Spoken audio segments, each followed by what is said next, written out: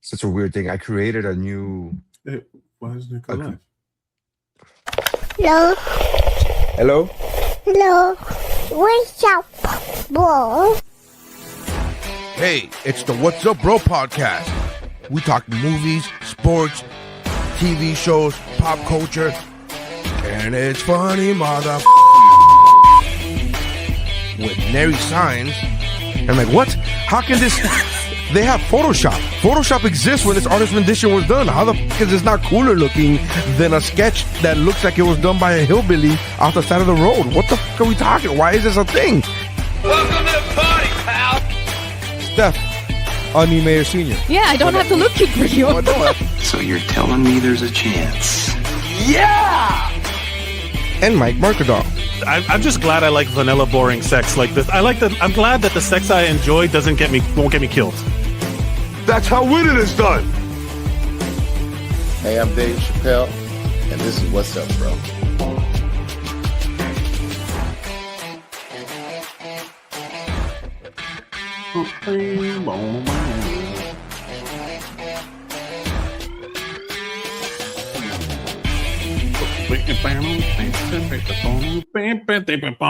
Hey everybody, welcome to the What's Up Bro podcast. My name is Mike Mercadal. With me as always is Nery Saenz. You're coming a little hot. I'm always a little hot. I'm always a little hot, loud. baby. Little hot baby. Technology. We're at the mercy of our robot overlords. Thank you everybody for joining us on the What's Up Bro podcast, the only podcast on all of the internet that truly asks the question, what's up, bro? What's up, bro? Us and the Filipino Christian podcast. God, I want to watch that podcast so bad. That's a deep cut WuBro reference. Such a deep cut reference. Thank you everybody for joining us. It is kind of a gloomy day here on the West Coast in California. I was promised sunshine and palm trees. That's why I left. And Nery, where are you today? That's not why you left. That is not why you left. That is not why you left at all. First of all, I am in Coco Cay, the private island from one of the cruise lines in the Bahamas. Yeah, so technically it's a Bahamian island. But we're not gonna go and start this podcast off because to the audio listeners, if you are watching us on YouTube or any video format, you will be able to see that Mike is now we're twinning. We are twinning. Mike and I are like a before and after. It's like this is what it looks like when you insert like before you have the beard growth, and then this is after the beard growth. And Mike and I look we're twinning now. Yeah. So we're twinning now. I will say I did shave my head for the audio listener. I was always that person of like, if it looks bad, I'll shave it. But I never really see the top of my head, right? Like you don't like most guys. Nobody does. Nobody does, right? And I would always tell my wife, I was like, you have to be my lifeguard. Chiquita, I was like, you gotta tell me when it looks bad. But she loves me, so her opinion doesn't count. Right? Also, like she's 1,000 feet shorter than you. Like she's like what is? How is she gonna be your lifeguard? She's like, from her perspective, your beard, the bottom of your beard looks nice. Like what does that mean? Yeah. Also, all she sees is my neck and beard. But and so like I will tell you this. I went to Japan recently. I went on a trip to Japan. It was really fun, lovely, and during the trip, I went on a tour, and I'm much larger than everybody in Japan, and the trains are not built for me. So there was like a funny picture of me, you're larger than everybody else in the United States too, by the way. Not everybody, but a lot of people. I'm above average, that's what that means. And so I'm like hunched. There was like a really crowded train, and the guy took a picture of the top where I could get a night, and I was sweating, so all the hair stuck together, so I could really see right through the hair, through the hair to the scalp. And I was like, oh, and I realized I went from thinning to balding, and I registered it. I was like, yeah, it's thin, whatever, who cares? But I went from thinning to balding, and I was like, oh no. Do you have that picture? I do actually. Because I will find you the picture of when that happened to me. Where it was for you? Yeah. Like I can literally pinpoint that moment and be like, oh, this is that moment. This is Hold on. One of the things is, well, look, we've both done it. It was more of an emotional journey than I realized it would be to shave it off, because at some point, like it's like crossing a line of okay, I have it there. It was like crossing a line of like, oh, I can no longer present as a youthful, like how I want to. I have to present I have to play the cards I've been dealt. And that was like odd for me. It was kind of a weird moment. Let's see. Yes, here it is. Let me figure out how to save that. And I texted you. Yeah, I see it there. And then you finish. You show your picture, and then I'll tell a story before you show my picture, and I'll tell you the story of how I realized. But it's So it was to, and I know this speaks to a certain audience member, a certain percentage of our audience, right? Where like, it's a big deal when you realize that something that you have come accustomed to or become accustomed to, something that you're used to seeing every day in the mirror, is not what it seems, and you're like, oh, wait, what? That's me? What's going on? And some guys go through that with some people, not just guys, but some people go through that with weight. It is true. With some people go through that with weight, where they're like, I didn't realize I had gained so much weight. I didn't realize that's what I look like. I've had women tell me that when they had postpartum pictures, like that's what I look like. Like that's what and they had that. But for men with hair, I was always that guy that said I would just shave it off, because my dad is bald. So I kind of I knew it was going to happen. Like I didn't, you know what I mean? But specifically growing up as a fat kid, I had low self-esteem my entire life. Oddly enough, the one thing I could pinpoint in during my childhood, I mean even teens and 20s, that I could say, oh, that's one good positive thing was my hair. Like I'd be like, I have great hair. Yeah, thick hair. I have thick hair. And I remember in 5th grade, the lunch lady asking me if my mom dyes my hair. And I didn't realize it then why she was asking me that. But the reason she was asking me is because my hair was so thick that it looked black. Too black. It looked too black. And like, that's. And she literally said, does your mom dye your hair? And I didn't know what that meant. I was like, I was in 5th grade. I was like, why? Why would that? What? That's so weird. Does my mom dye? What do you mean my mom is dead? Like, I didn't comprehend what dyeing hair was. And so it was so when it came time to shave it, I already had my hairline was already a 5 head. It was already a thing. So, but I have the entradas. I have them coming up the side, and then you'll see. So yes, it is a thing that also happened to me with weight too. That when I really started getting into my like fitness, after I had always been a football player, and then when I stopped playing football in high school and like in the college ages, and then in like after a minute, I remember seeing pictures of myself at Christmas, and I'm like, oh, I'm not a big guy. I moved from being big to fat, right? Like it was a different. You were fuerte. Now the tipo fuerte diminished into gordito, gordito. Like that. I went from fuerte to Miami. That's such a Miami Hispanic fucking. If you're not from Miami, you're not gonna get that. That's so funny. When they started calling me flaco, I was like, hey, wait a minute. Oh, whoa, that's a big deal. That's a big deal. Because at some point you realize that is a lot, like it is a transition, right? So like that I now no longer can deny that sort of thing. So in the same, and then I've started a journey in the same way. I had always been thinning, or I'd been thinning for like 10 years, where it was like going, but it was still like I had this, and I was like, yeah, whatever, style the hair differently, whatever, blah blah blah. My dad has a fucking thick ass head of hair. Oh, speaking of, Yolanda in the chat from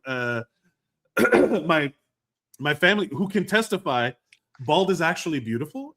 Thank you. But my dad is not bald at all. Like he's got he's your childhood. Your dad's not beautiful. That's my dad's not beautiful. Words. He's just Yolanda's words, not mine. I don't know. By the transitive, if this equals that, those two things also equal each other. But I genuinely was like, yeah, I'm thinning, whatever. I'll shave it when it's time. And I never reached the point mentally where I had been a little while that should be like, maybe it's at that time, maybe it's at the time. And then, do you want me to show my picture first? Yeah, show your picture. Okay. Yeah, show your picture. So this was the picture, and you can see like, oh yeah. I had island. a unicorn horn. I had the island, and I'm Yeah. like, oh no, that's just not going to work for me. And I reached that it was that epiphany of like, no, this is the I've crossed that line for myself at all. You know, I don't at this point. I don't care if my wife thinks it's hot. I'm like, ooh, no, thank you. I don't want to walk around with that sort of sure. And it took this picture of this trip, and when I got back, I was going to share it. And it is kind of an emotional thing of like, okay, now this is, unless I go to Turkey and start getting plugs or commit to a hair system that is a toupee. Right. Those toupee again, no shame in it. There should not be any shame in it, but there's a stigma in guys in guys doing stuff to try and keep their hair. Like people make fun of that going to Turkey shit all the time, but it's like we run in different. Our algorithms are different because the algorithms that I run in, I don't have people making fun of that. I have people going like, hey, less now. I'll say how much money does it take to go to Turkey? That's the algorithm that at least the algorithm that I get. How much was that? So just out of curiosity. I have a friend who did the process last year. It's been exactly now 13 months, and I know this because he posts updates all the time. Oh wow! And he posts updates all the time, and he does a complete breakdown of how much everything cost him, and it cost him $3,000. Wow. It cost him $3,000. It was like $3,500 for everything. He did use miles, so he did have miles on his flights. So he did use some miles. So it'd probably be a little bit more expensive if you don't have that available to you. But that's really what he paid for, and it looks fucking amazing and awesome. I mean, honestly, the thought process is there. The thought is in the back of my mind, and I've been thinking about it for years. Only because I recently had this conversation with a fat guy. Because he was talking about my weight. He was talking, and then it's important. I just like how you phrased it. It's important. Why did you throw that in there? It's an important detail. It's an important detail. It's an important. I was recently detail. having a conversation with a fat guy. Like you effed that fat real hard. It's an important detail, and here's why. Because he was talking to me about my weight loss, and I was talking to him about, I was talking to him. He was asking me questions about my weight loss, and then he asked me about loose skin. And I go, yeah, man, I have loose skin. There's like, my belly, I have this loose skin that's never going to go away unless it's surgically removed. I'm like, blah, blah, blah, and all stuff there. And he's asked me, would I ever consider that? And my wife asked me the same thing, maybe like 8 months ago. She said, would you ever consider doing the loose skin surgery thing? And I said, maybe, but if I'm being honest with you, at the top of my list, as far as cosmetic surgery, really hair transplant would be like number one on my list with a bullet. Like that, I would do that before doing anything else. And then, so I said that to this guy, this fat guy, and then he laughed. Like he literally. No, I'm not. I'm not gonna stop saying it. You know why? Because he literally laughed in my face, Mike. He like, No. Genuinely, fuck that guy. Yeah, he was like laughed in my face, and I'm like, what's so funny? He was like, you care about that? And by the way, he's also bald.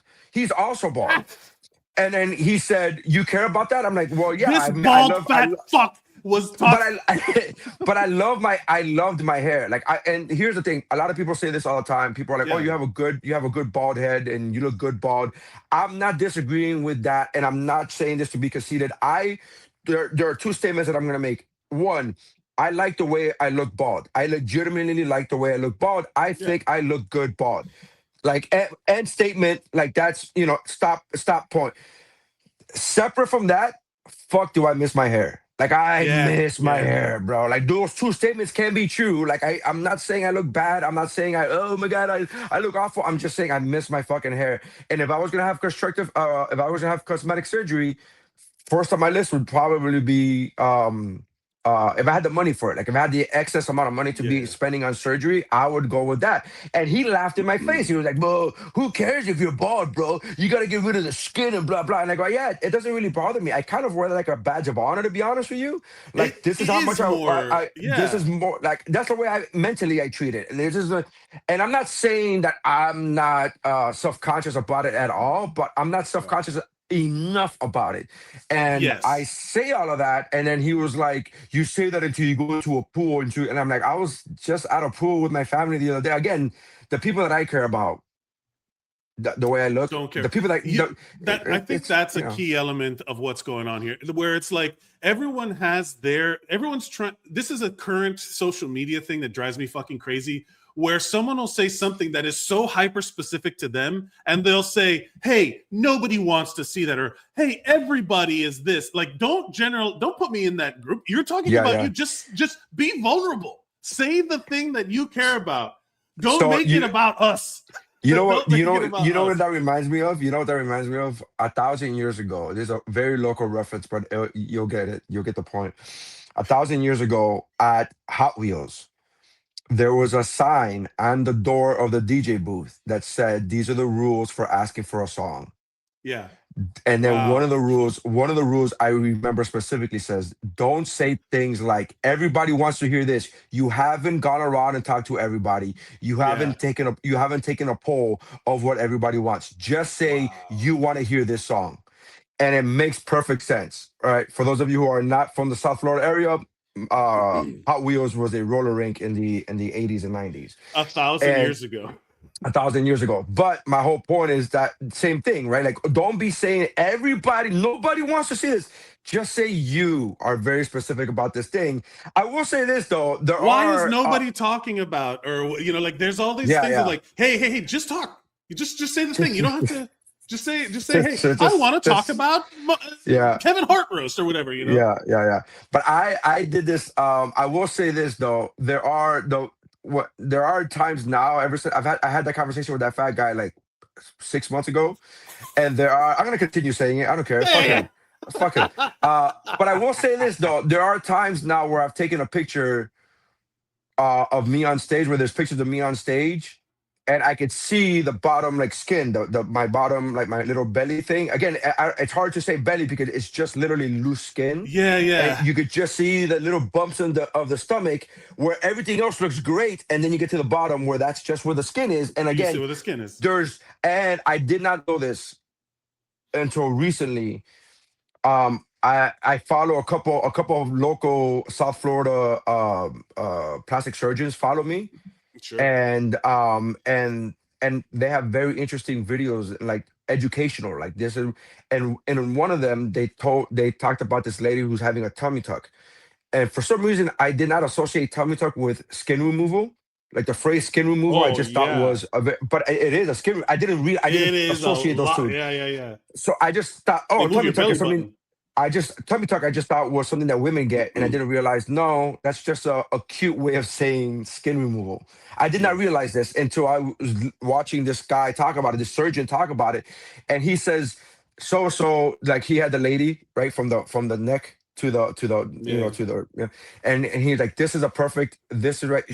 said this is a perfect candidate for a tummy tuck, because she's lost a lot of weight. She goes to the gym constantly. She works out. Like, I could feel her abs. I could feel her muscles.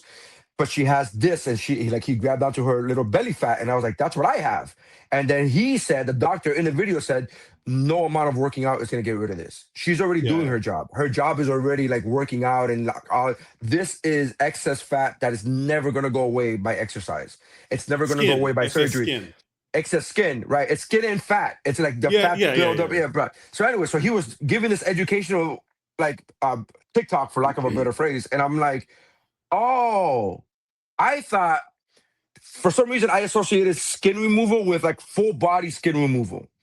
When you see like my 600-pound life or whatever, that's that they when cut you the see arms, people with they do, yes. That's what I associated with skin removal, quote unquote skin removal. So when my wife asked me a year ago, would you ever consider skin removal? I was like, not really. I'm like, I'd go with a hair transplant before I go with that. I did not associate, this little belly thing, if you get rid of that, that's also considered skin removal. I did not know that. Yeah. So I was like, I've had friends, I'll do. And again, I was like, I'll do that. I'm down for the tummy tuck. I'm down for that. I'll do a tummy tuck. I'll tuck a little tummy. Yeah. I had friends that have done it, and again, working in healthcare, like people talk, like that's the thing. When you work in the ER or you work like people talk about their like shit. Like there's fewer boundaries to conversation when you're already dealing with super heightened things. So like when people are like talking about their dating life, and it was like you too much, where you're just like, I don't need to know this about you. But one of them was knew someone who had what they call a body lift, where they go all the way around. Right. They go all the way around, and then they kind of like, and basically what they do is they cut out the middle and they just connect the bottom to the top, and they have to remove the belly. They move the belly button, like all this stuff. Yeah. What you're left with is the potential for a very large scar. That's the thing, is that it's, so it's this toss up of like, even if you do the plugs, like if you go around the back and they take hair from the back, there's a scar there. And it's when you grow your hair back out, which is ultimately the goal, you will cover the scar. But that's also like everything is a give and take, right? Like if you get a breast implant surgery, breast augmentation. Can you imagine a guy getting a scar in the back and then he's like, I'm going to cover it up with a ponytail, and you're like, you did all that to get a ponytail? Yeah. Like, wait, man, you man bunned your hair transplant? How dare you disrespect those that suffered before you to man bun your hair transplant? Or he gets a mullet, or they do a mullet, or he gets a mullet, like he does a mullet. Like, you did all of that to get a mullet? Okay, I will say this: I recently watched this movie called Black Rain from the '80s, which is because I went to Japan. I was like, Michael Douglas. Michael Douglas's mullet in Black Rain is majestic. His '80s mullet is great. If I could have Michael Douglas's mullet from the 80s, I would be rocking that shit constantly. That shit here's the thing. Okay, so if you gave me the choice, hey, stay bald or have a mullet, but again, it's not just a mullet. You also have to have the top, right? It has to have the full thing. It can't just be the mullet. Yeah, if those are the only two choices, I would have a mullet over being bald. Yes, but also, if I'm gonna have surgery and go through the pain and financial situation of surgery, I'm not gonna just go through all of that for a mullet. That's what I'm saying. Like, I will say this: I would make it so because I'm new to this. I'm having to embrace the look, and I have to like think about what I'm gonna do. Like now, and everyone is saying that I should be doing this cosplay. Hold on. This is the one thing that I've been getting a lot because of the beard, where they're like, oh, you should go full Kratos, you have to do it. And I'm like, oh no, if I do this look, much like the Michael Douglas mullet, you have to style it accordingly and wear leather jackets and shit, like it's the 80s. Like that Black Rain Michael Douglas. I would now have to go to the gym. Like my gym goals is now Kratos. Are you fucking kidding me? That's so hard. A literal god. A literal god. A literal god. They're like, you should cosplay Kratos, and I'm like, do you have any idea what you've committed me to? I love the fact that they were like, you know what you should do? You should cosplay Gerard Butler from 300. It's like, word? Yeah. Oh yeah. The guy who digitally put abs on. And they're like, come on. Look at the bar you've set is a little too high. I had this idea. My brother went to Comic-Con one year, and he said that he saw a group of guys. It was like 4 or 5 super in shape guys that they went as Spartans. They went as the 300 guys. Yeah. And he sent me pictures, and this is 1,000 years ago when I was super fat, and I was like, I would love to have been there to be able to just infiltrate that group. You know what I mean? Just follow them around, because I'm not really part of that group. I'm not pretty, but just be the guy like that takes his shirt off and it's like coming around and like, hey man, we're trying to do a thing here. And I'm like, yeah, I'm with you guys. Yeah, right. I love that movie. I love that movie. And then they're like, no, but we have abs and we have. I'm like, no. I would have loved to have been that guy, just following him around, right? And then I would have been the Quasimodo dude. I would have been that dude. I would have been the yeah. Dale Tease or whatever his name is. You're like, he's not with us. Yeah, he's not with us. He just takes the bodies away in after the battle. Like, he's not with us. Like someone's like, oh, can I take a picture of all of you guys? And they're like, he's not. How do I? Yeah. So you went through a journey with your hair. I never went through that journey emotionally as far as once I shaved. Once I shaved, I was like, oh, okay, this is better than... Cause I had mentally prepared myself for a year, because again, my dad is bald. So I just kind of figured that was going to happen. My head is not as smooth as yours. Yeah. Yeah, but again, you're 7 feet tall, bro. Ain't nobody going to be on top of you like that.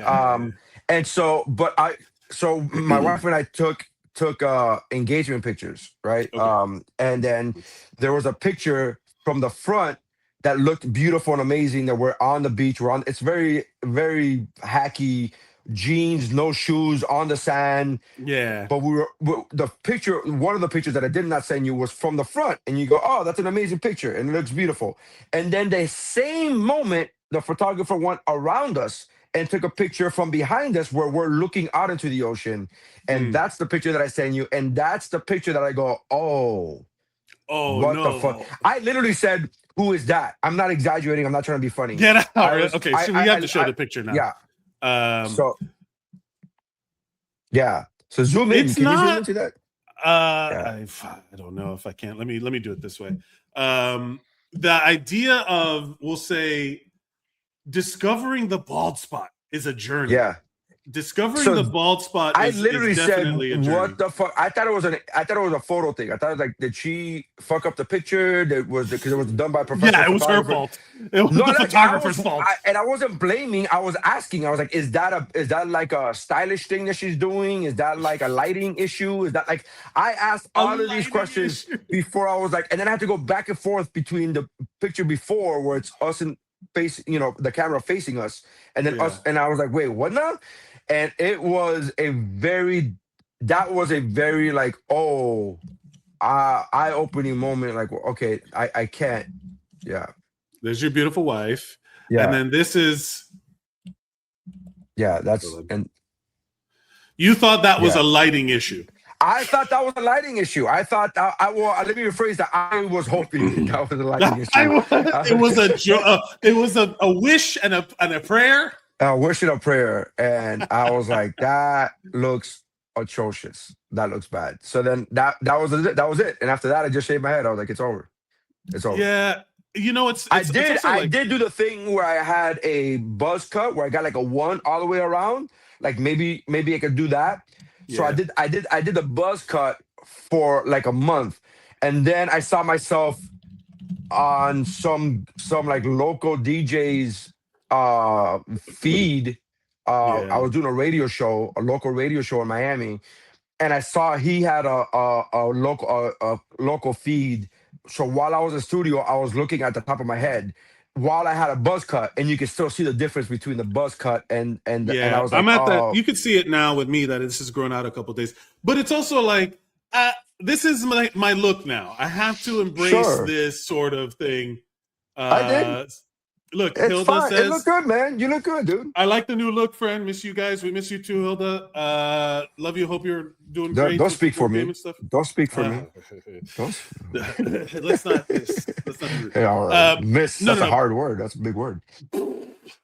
But the idea of like, this is the look now. But it's also not how I like. I've had look. And to be fair, and this is not a brag, I've received nothing but kind compliments, like kind words of like, "Yeah, it looks great, it looks good," and I'm like, "Great, yeah." But it's one of those things where, like, how if someone's skinny and they're trying to put on weight, and then people don't know that, and they're like, "Oh my God, you look great, you look so thin," and you're like, "Oh, that's not the thing I'm looking for." Yeah, that's I'm not the sure goal. you're saying you think that's not my goal. Like the same way where you're talking about, I'd rather have the hair transplant than the stomach surgery. Sure. That it's like, because that's what I'm looking for. That's what I want. That's my preference. For me, my preference would be to have Michael Douglas's mullet from Black Rain. I would love to have a Brendan Fraser if you can have anybody's hair. If you can have anybody's hair. You want to know what? I had Slash's hair. My hair was I'm not asking curly. What you had. I'm asking you if you could have your wish list. If there was an entity, I don't want to say God because I know you don't believe, but if there was a deity, if there was a genie, the god of hair, a genie, and they said, "I will grant you one wish, but you will forever have this." Okay, whose hair would you want to have? The dude from Stranger Things. Which dude? I don't know. Joe Keery from Stranger Things. Okay. Hold on. The Steve, the guy, the one with the hair. Okay. I haven't watched Stranger Things in like 2 or 3 seasons, so I don't even. This is never this picture. Here we go. This guy. That's the hair you want? Head of hair. Look, that's the head of hair you have. It's kind of like the mullet. It's kind of like the but he just has like thick hair.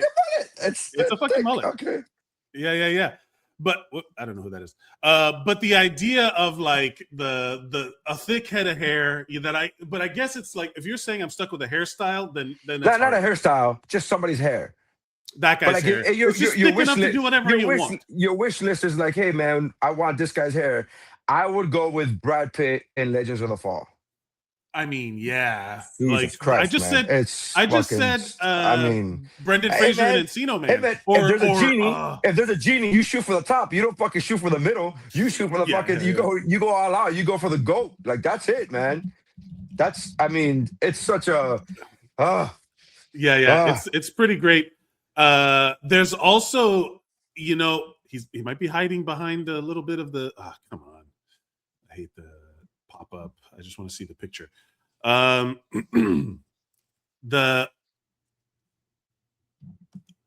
this point, I'll take any one of these guys, but I kind of already have one of them in Airheads.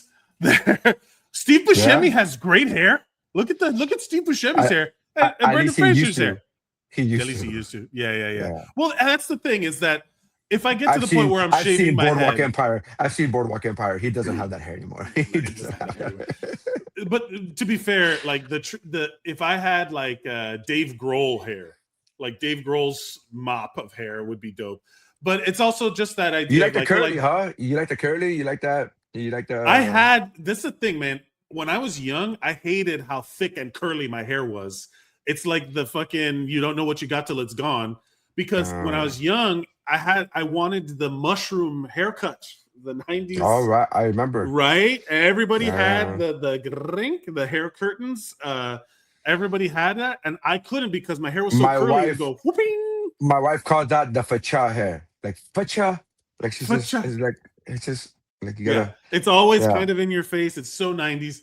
And I wanted the like that haircut, but my hair was curly. Where if I would have let it grow out, it would have been like Slash from Guns N' Roses. Like I genuinely had a lot of curly hair. And now I think back on it, I'm like, you fool. I'm like the meme of Matthew McConaughey in Interstellar yelling through the past. Yeah. Like, nah. Like you don't like look, do it, grow it, respect, you love it.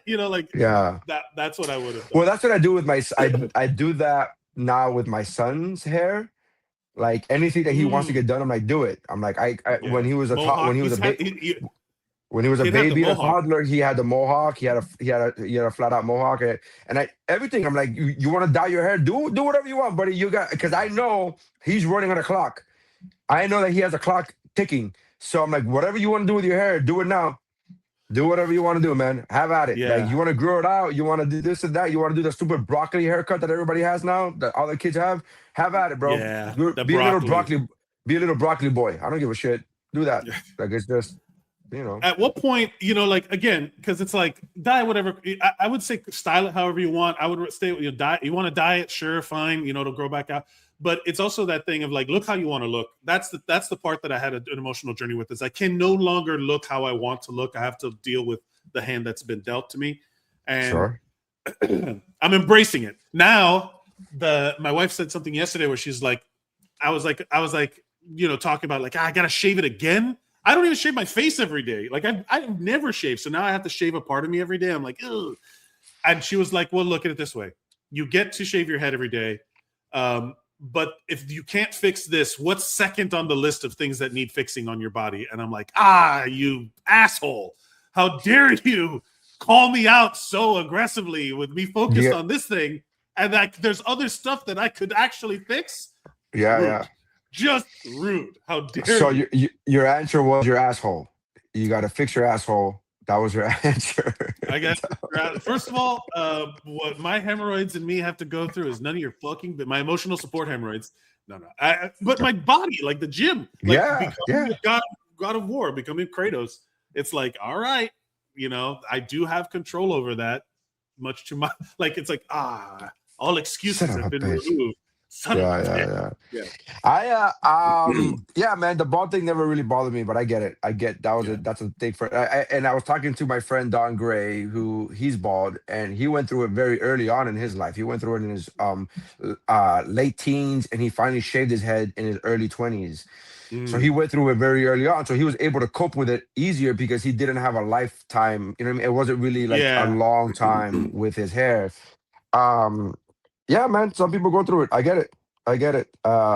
You know, you got to do what you got to do. All of this is to say, if you are a plastic surgeon and you are willing to sponsor me for a tummy tuck, I would be more than happy. Yeah, tummy tuck for sure. If you want to fly me out to Turkey and get me my plugs, I just don't care enough to spend the money on it anymore. You know, like I don't care. The problem with the hair transplant for me is the recovery time.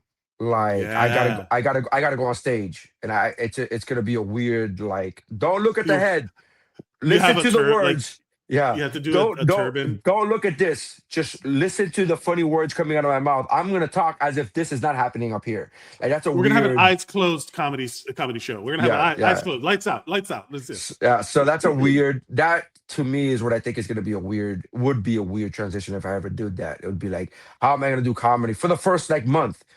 Does that mean I'm gonna not do comedy for a month because your head swells up? Your head swells up, and you get all the blood. It's like healing. So there's lots of surgery, right? Little microsurgery. So there's like a lot of little scabs and stuff. If we do get hair, Nery, you and I, we have to commit because we got to be like my dad. Yolanda says my dad had a mullet and his Speedo in the 80s.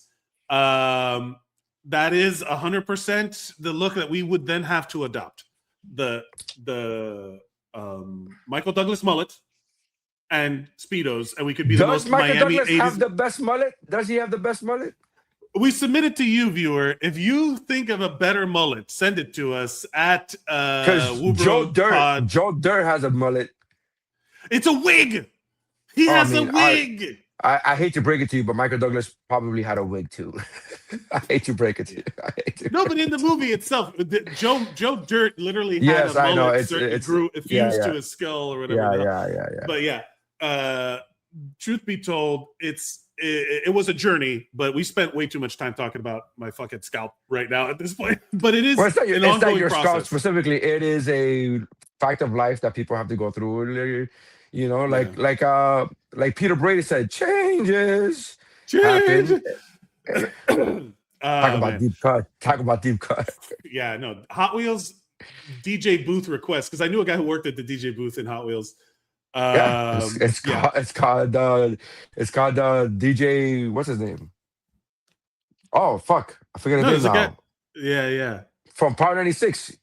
DJ Laz, DJ Zog. No, Zog used to be the DJ at Hot Wheels, and so did DJ Irie from the Miami Heat. Yeah, but that's the thing is that was like a readily available, like, people that, man. Let's talk about the Hot Wheels. Like, we should do like a full deep dive episode of like Hot Wheels, and they're technically still up. It's called Super Wheels now, right? Yeah. No, it's another one now. Super Wheels closed down, but they reopened another. It's now back to it. It's not a corporation. It's a family-owned business now that they opened up. What used to be Hot Wheels, what used to be Super Wheels, and I forget what it's called now, but it's up now, and they have like Freestyle Fridays, and they have this whole thing, and I'm just never in town. Ooh, that's so fun. That sounds awesome. Can I just tell you the last time I went roller skating was 4 years ago. This is right after COVID, right when they reopened. Things started reopening. We went there, and the whole time, Mike, I'm not a good skater.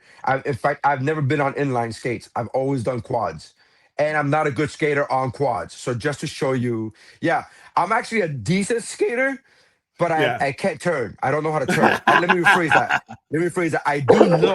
I do know how to turn. I know you have to put one foot like that on top of the other one, over the other one, but I just scared to do that. So I end up doing the roller skating equivalent of dog paddling. Yeah. So here's the thing. I always knew. So the whole day we were like, hey, we're gonna go out Friday. We're gonna go blah blah blah. So the whole day of us going to this roller skating rink, I told myself, you're gonna fall. just be prepared for that. You're gonna fall. Like just mentally prepare yourself for the fact that you're gonna fall. You're gonna fall. Okay. So here's the thing. So I ended up falling, of course. And all my friends rushed over to me. Hey, man, are you okay? I'm like, dude, I'm fine. Relax. Are you sure? Take it easy. And I'm like, dude, it wasn't that bad. It wasn't bad at all. Like, I was, what are you talking about? And then my friend David, from formerly of the Mount Geekmo podcast, he's on Shiver. Check out Shiver podcast for the horror movies. He literally he came over to me and goes, dude, you were having convulsions. I was like, what are you talking about? He goes, I saw you convulsing. I saw you having tremors. And I'm like, what the fuck are you talking about? And then I realized, holy shit, when I fell, I'm on the floor. I literally said to myself, okay, you knew you were going to fall. You fell. It's not that bad. So for the audio listener, I'm literally on the floor and I'm talking to myself. But as I'm verbally talking to myself, I'm having hand motions and conversations. I'm like, hey, you knew you were going to fall.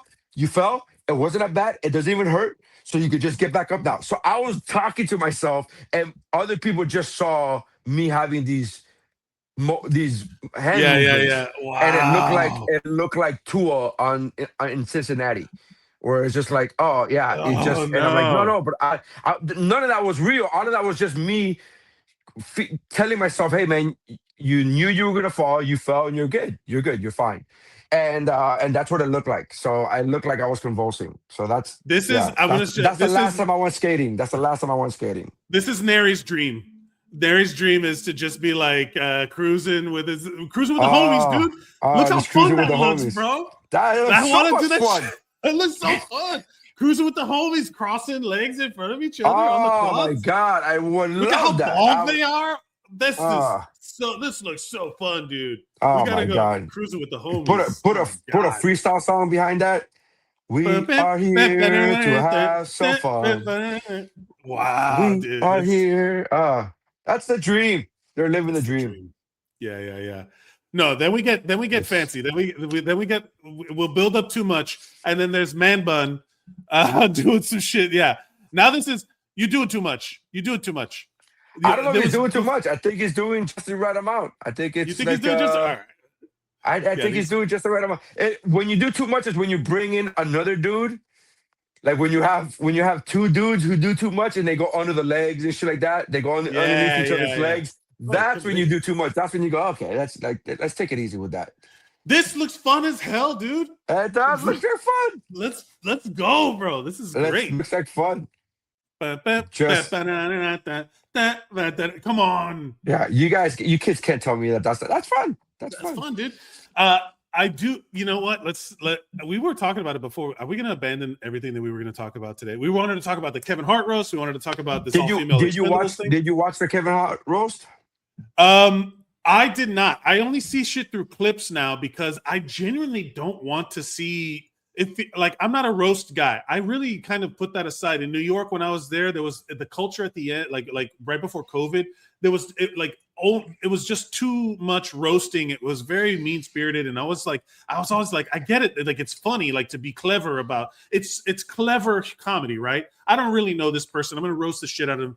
Roast. Well, in my opinion, that's the problem. That's the problem because the original idea, like roasting, for those of you who don't know, they had a rule, and the rule is we only roast those that we love. The ones we love, yeah. Like that. That's supposed to be the rule. You're not supposed to have strangers at your roast. You're not supposed to have people who you've never met at your roast. It's like that's not the same thing because, as we all know, being dudes and being comics, when one of us is roasting another one in regular conversation, it's okay because we're friends and we know that's coming from a place of love. I said it because I thought I would be funny.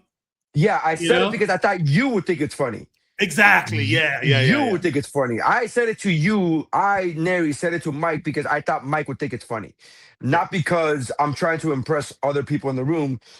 So I'm with you in on social media. There was a lot of this roast. Everybody was roasting each other on every open micer, every local open mic was having roasts. And I was like, that's not the same thing that's happening. That's not what roasting is supposed to be. But I did watch the Kevin Hart roast and I did watch the Tom Brady roast because for the most part, it does seem like those people do kind of know each other. It does feel like they kind of know each other, but also it feels like the people who are good at roasting are good at roasting. but it could be like their cleverest joke, right? Like the Kevin Hart roast. This is from GQ. Was proof that celebrity roasts are cooked. They still generate ratings and sometimes even headlines, but GQ column wonders if the enduring insult comedy format has outlived its entertainment value. I don't know if it's outlived its entertainment value because it's definitely like what is entertainment, but it's definitely outlived my desire to see it.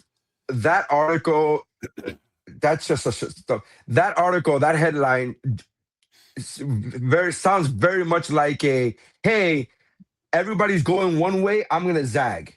Oh, right, sure. That's what that headline looks like. That headline looks like, it literally even says it may get a lot of ratings, which is literally telling you that people like it. Yeah, like you're literally saying, hey, a lot of people like it, but I wonder, should I not like it? Like, oh, fuck off. Oh, fuck off. Like, now you're just writing that just to get the clicks on the opposite. You're literally doing the Stephen A. Smith. Whatever you say, I'm going to say the opposite, and I'm going to, fuck y'all. Yeah. And again, I'm not saying that you're not allowed. You're allowed to not like it, but that headline is literally saying, like, it may get a lot of views, but I don't know if it's outlived.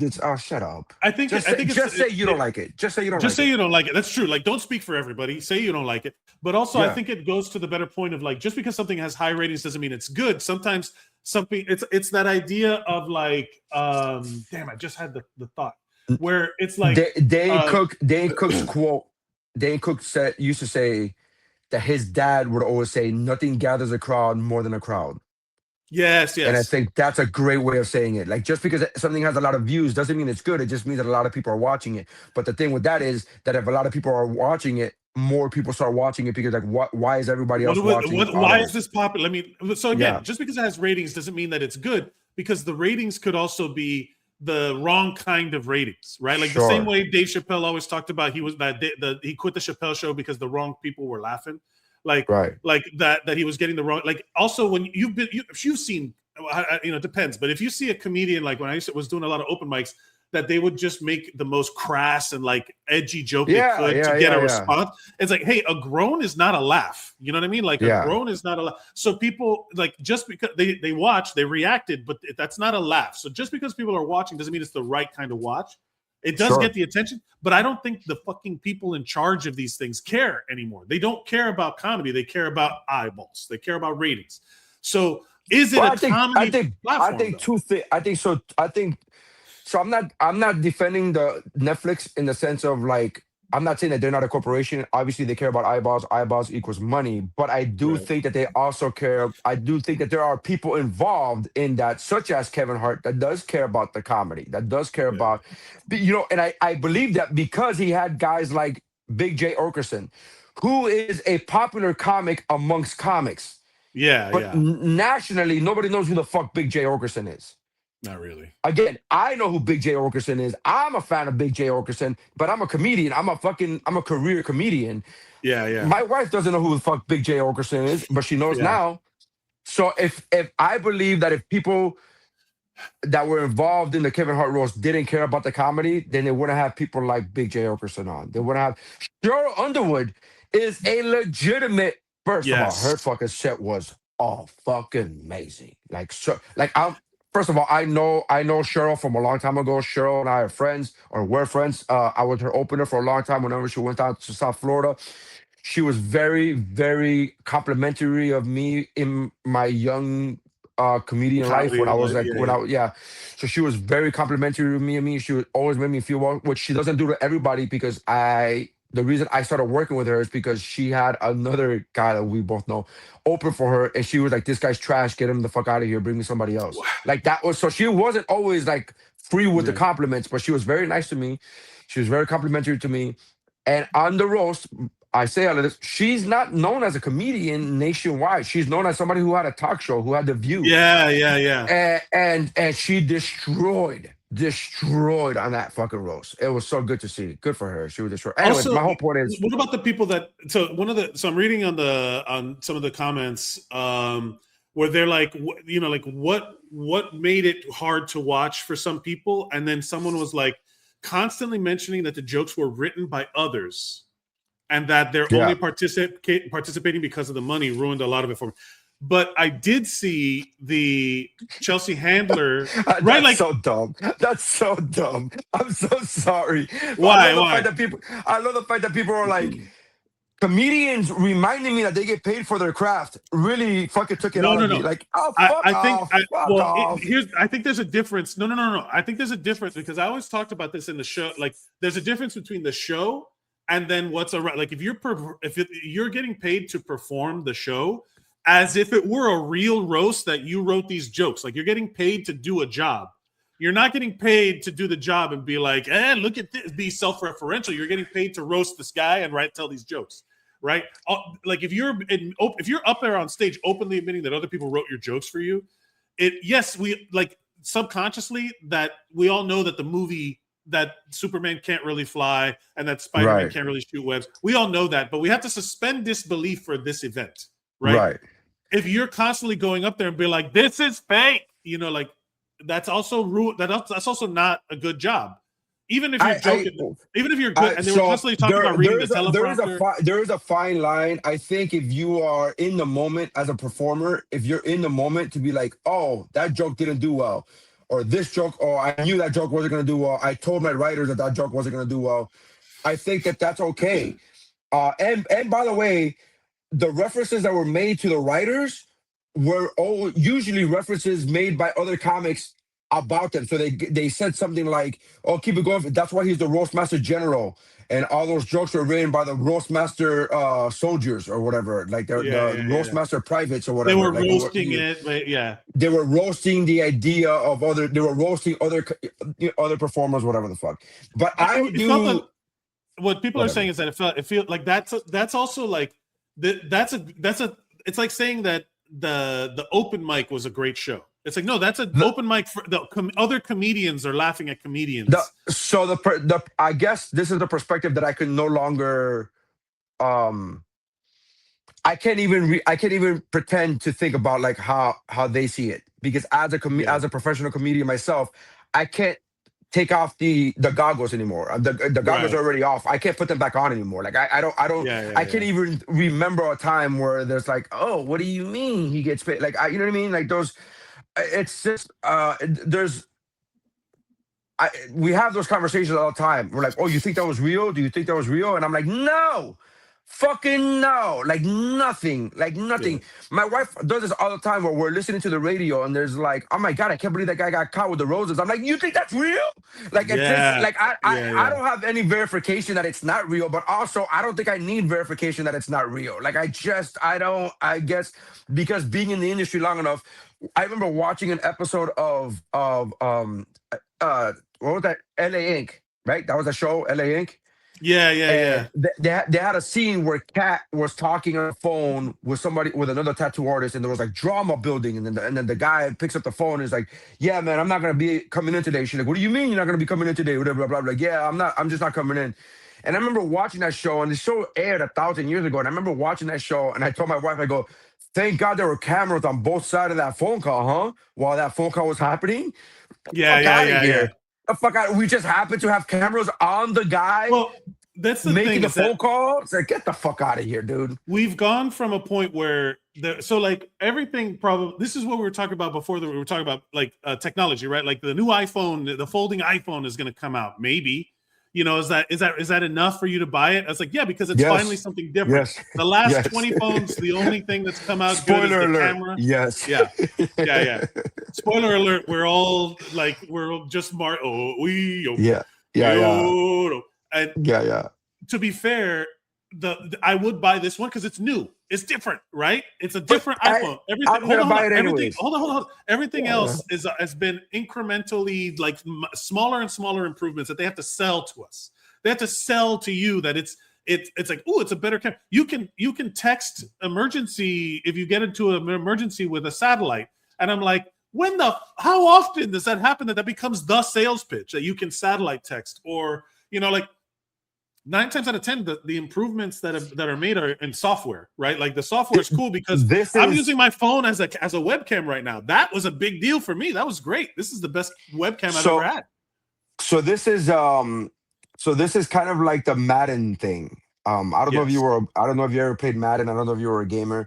but every year Madden would just, for the most part, would just be. They used to call it, "Hey, are you getting the updated rosters?" Like Yeah. my friends and I would be like, "Hey, are you gonna get next year's roster?" Because you would the difference between Madden 2011 and Madden 2012 was just the players The because names, yeah. there are new names in the league. And every so Like you often just you copy had paste a new yeah, Excel spreadsheet of the data. That's yeah. it. Like you didn't have to change the graphics at all. Right. And every so often there would be a leap in like this year we have QB vision. This year we have the hit stick. This year we have but it wasn't every year. Those things that I'm mentioning were like 4 or 5 years apart from each other. So there wasn't a thing. And what you're describing is that. So the point I'm trying to make with that about said, I had Madden every year for fucking 12 years. So, yeah.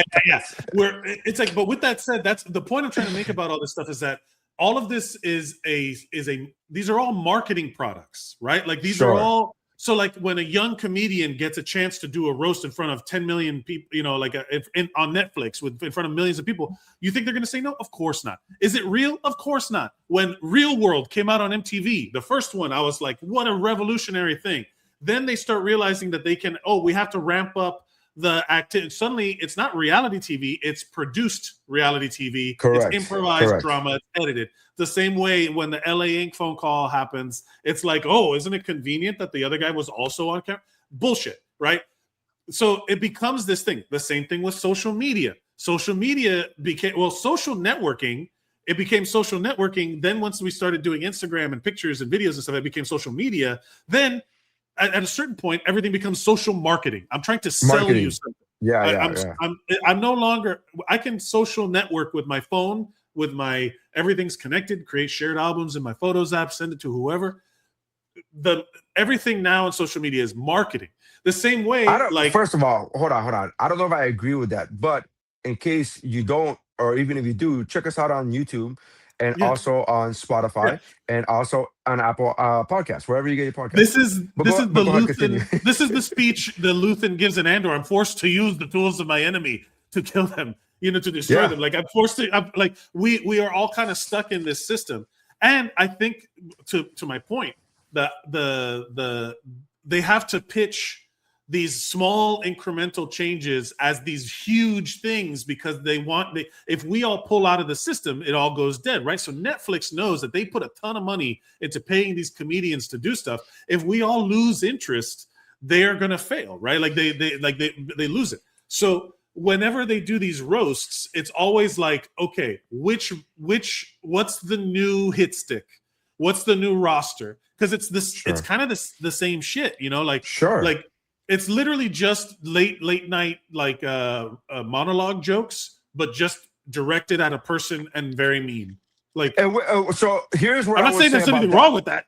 No, here's what I would say about that. That's my issue. That was my issue with Tony Hinchcliffe, right? Because disclaimer. I have an issue. I'll tell you about him. Yeah, disclaimer. Fuck Tony Hinchcliffe. I don't like Tony Hinchcliffe at all. Fuck that guy. I don't like him at all. I will say his set was very good. His jokes are very good. And who wrote him? I don't know. And then I don't know. I'd be surprised if it was him because he's notoriously not funny. So it'd be very surprising if it was him. But I will say to Shea Gillis's point, which he was the host, he said after Tony Hinchcliffe got off, he said, man, that guy he did so good. He goes, he had everybody wanted him to bomb, and he did it. That's how good he did. And he was right. Me included. I'm at home hate watching at this point because I'm like, I hope this motherfucker bombs. I hate this guy. Fuck this guy. And I was like, oh, that was good. Yeah, that was good. Again, was good. But did he write the jokes? That's the whole thing that bothers me. I don't care if he wrote the joke. I don't care if he wrote the joke. This is what I do care about. He wrote a joke. He did a George Floyd joke, which in itself was a good joke. I'm defending the joke because it was a good joke. The problem that I have with that joke was that it had nothing to do with Kevin Hart. It had nothing to do with Kevin Hart. We are at a Kevin Hart roast, and it had nothing to do with Kevin Hart. You or your writers or I don't care. I don't care if you wrote it. I'm not that guy. I'm not that guy. You or your writers had that joke holstered. and you just wanted to shoot it off, and you just chose this moment, and good for you because it got millions of views or whatever. But my point is, that's my issue with that joke, is that it had nothing to do with Kevin Hart. Like, it had nothing to do with anybody on that stage. Like, you just had a George Floyd joke that you wanted to get off. And that's why, and coming from Tony Hinchcliffe, which is racist as fuck, that's what makes it racist. It's not that the joke itself is racist, it's that you used it even though there was no need to use it, because, again, a roast is supposed to be jokes about Kevin Hart, about the people on the dais. It's like you're supposed to be friends. It's like you're supposed to be busting chops. Yeah. It's not like you're supposed to be again, it's marketing. Stop marketing your recovery after you're doing all your Trump shit. You know what I mean? Like you don't, or lean into it, whatever the fuck. Like all of these, like the one that stands out to me, and I do not like Chelsea Handler. I think she's not great, but she did that. I don't think she's funny, but she did. Now that your favorite, this is what she said. Now that your favorite leader is making the draft mandatory, I assume all of you will be signing up to go fight in the war in Iran. Or do you tough-talking pussies only go to the Middle East for comedy festivals? Right? Because of the Riyadh Comedy Festival. But that's not a joke. That's like a fuck you with a slant of like humor. Like, oh, you fucking pussies. Is that not a joke? Well, it depends on if it's like, is the point of that to tell the joke, or is the point of that to call them out? Because you can use a joke to call somebody out. Two things could be true. Two things could be true. Two things could be true. I've been wrong before. I could be wrong again. Two things could be true. I like Chelsea though. I do say that. I will say that my disclaimer to that, and I'll give a disclaimer to anything. Anytime we talk about any comedian, I'll give a disclaimer and be like, I'm not the biggest fan of this person. I'm not the biggest fan of that person. Like Mike just did with Chelsea. I like Chelsea. I think Chelsea's funny. Not to say that I agree with everything she says or agree with everything she thinks. I don't know all her beliefs about everything. So it's a very. I don't even know that either. I'm just talking about of what I've seen of her material. I'm judging them based on their content. Yeah, I like Chelsea, and I will say what I like about. Not only do I think she's funny, I've worked with her, I've met her in real life, and not only do I think she's funny, but I do like the fact that she gave a lot of that's fair. People their start. Joe Coy got his start, got his big break from Chelsea.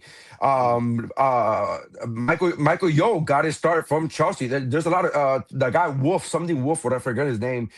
He's a stand-up, and he got a start at Chelsea. Fortune is another stand-up comic that got her start. She got her start.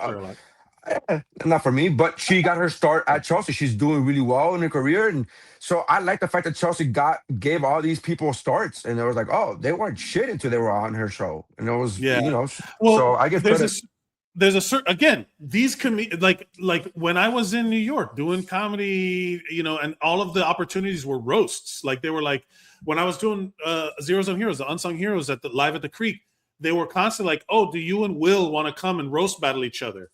And I'm like, no, I don't want. That's not how I see my comedy developing. Yeah. But part of me is like, if I would have done it, would I have gotten more opportunities? And it's like, well, yeah, I feel like I missed out on some, but I did it on my terms, right? And granted, someone could be like, I stayed true to my ideals and I fucking missed out on opportunities. Or like, should I have done it in a way? You want to know what I would have done? Because what I wanted to do was, I didn't want to make fun of Will. I wanted to make fun of how stupid the roasting these rant, like, because I knew Will.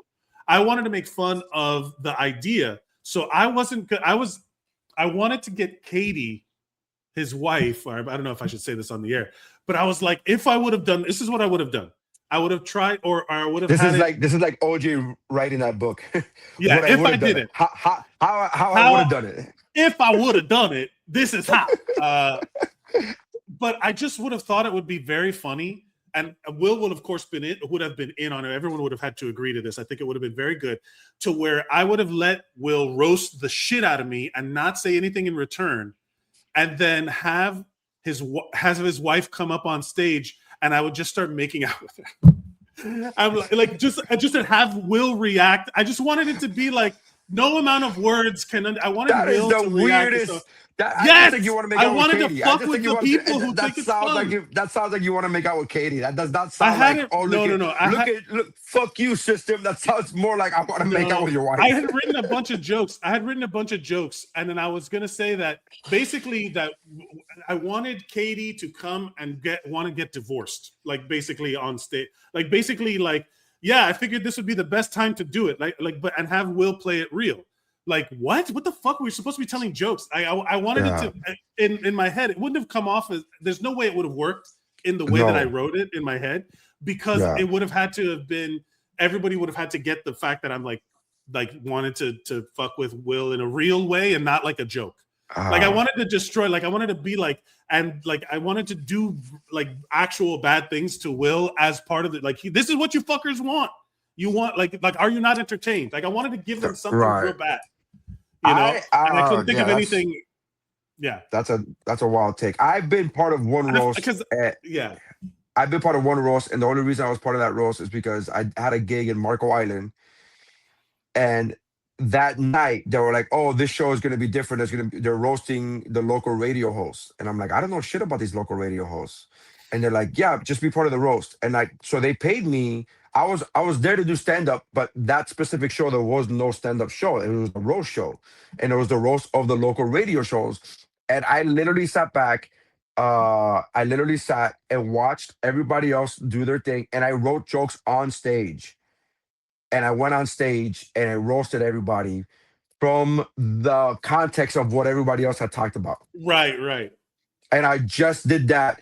And not for nothing, but I got compliments from everybody, including the host. And the host was what's his name from Last Comic Standing, New York guy. Doug Benson? No, he's California.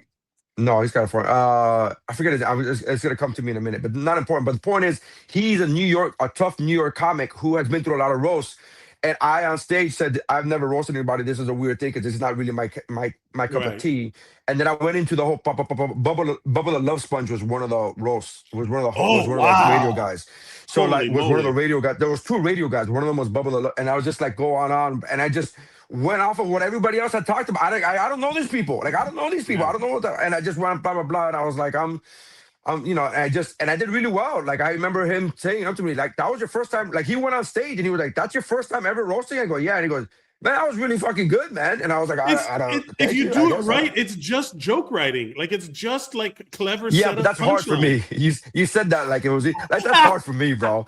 Like fuck you. I'm not a joke. I'm not a joke writer. You're a storyteller. I know. I'm a storyteller, dude. I'm not a joke writer. I'm not like a fucking. I'm like, but that was. It's just set up punchline. It was super stressful problem for me. with it was super stressful for me, bro. I was on stage and I kept fucking being like, "Hey, I'm gonna go last. I don't want to." Like, I just kept buying time. I'm like, I don't know what the fuck I'm doing here, man. Yeah. I've done that.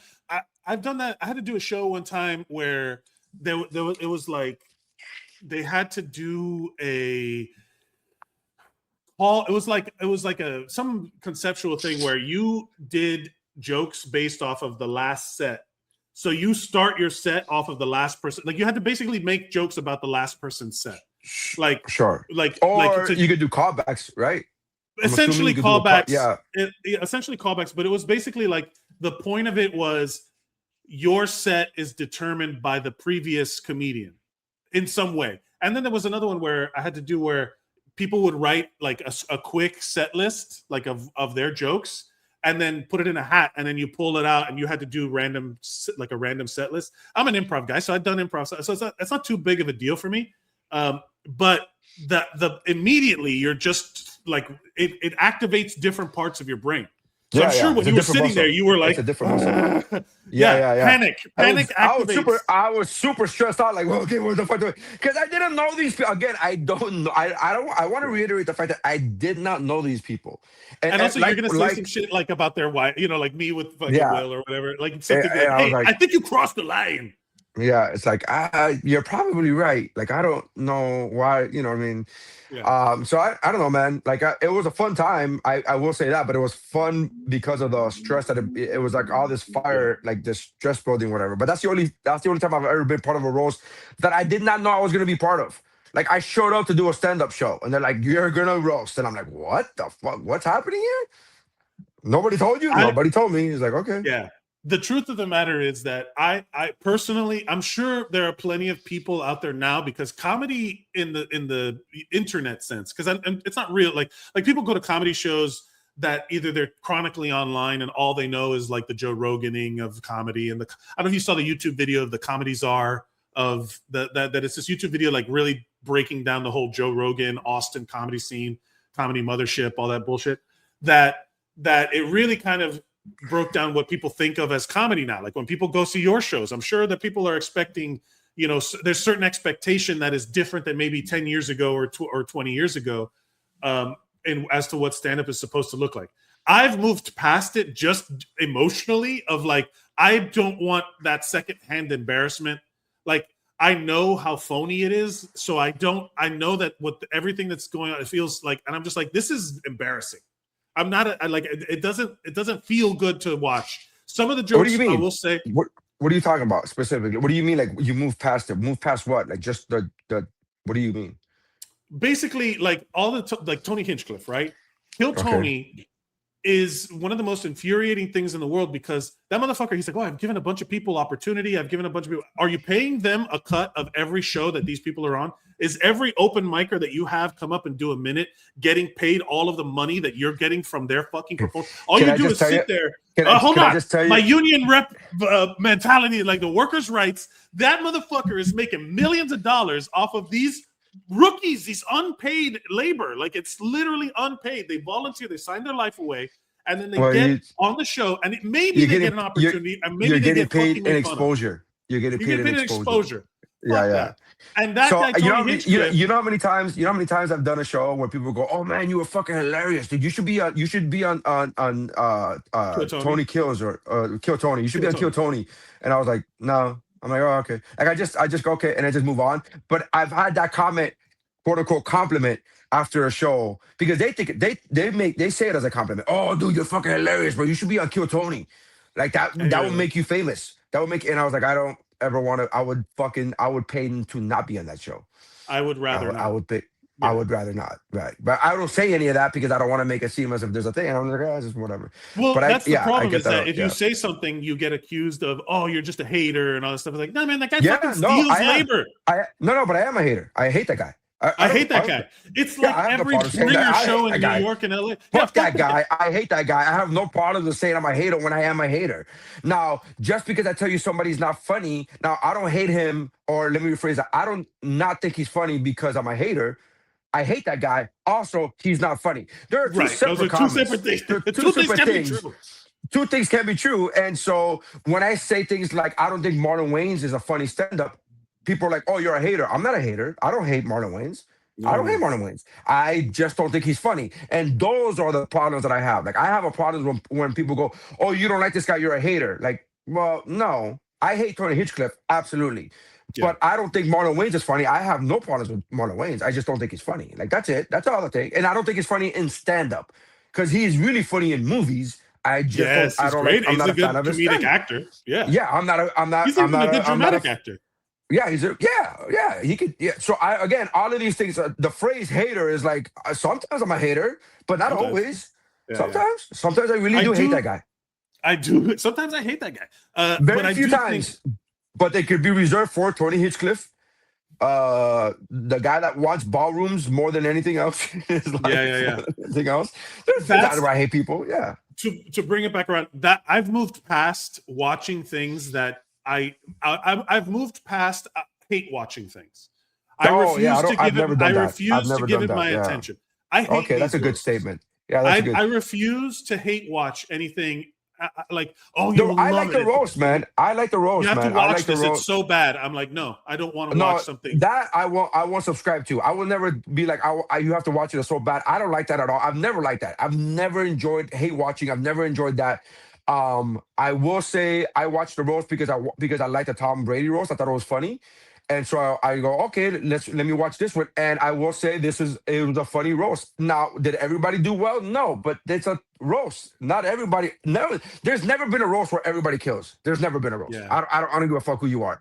But So it started off slow. The roast started off slow, but as it progressed, I think there are people who did really, really well. The Rock fucking destroyed. I cackled He's the out loud. Rock. He's going No, to. he's the Rock. Dude. How many times Tom Brady went up first and he bombed fucking hard. Who puts Tom Brady up? Because the whole point is like, oh, this was like the Tom Brady roast, but better. Fuck Tom Brady, and then Tom Brady comes out and is like, word, and then he does his fucking spiel and then leaves, right? And I hate when they do that. Those are cowards.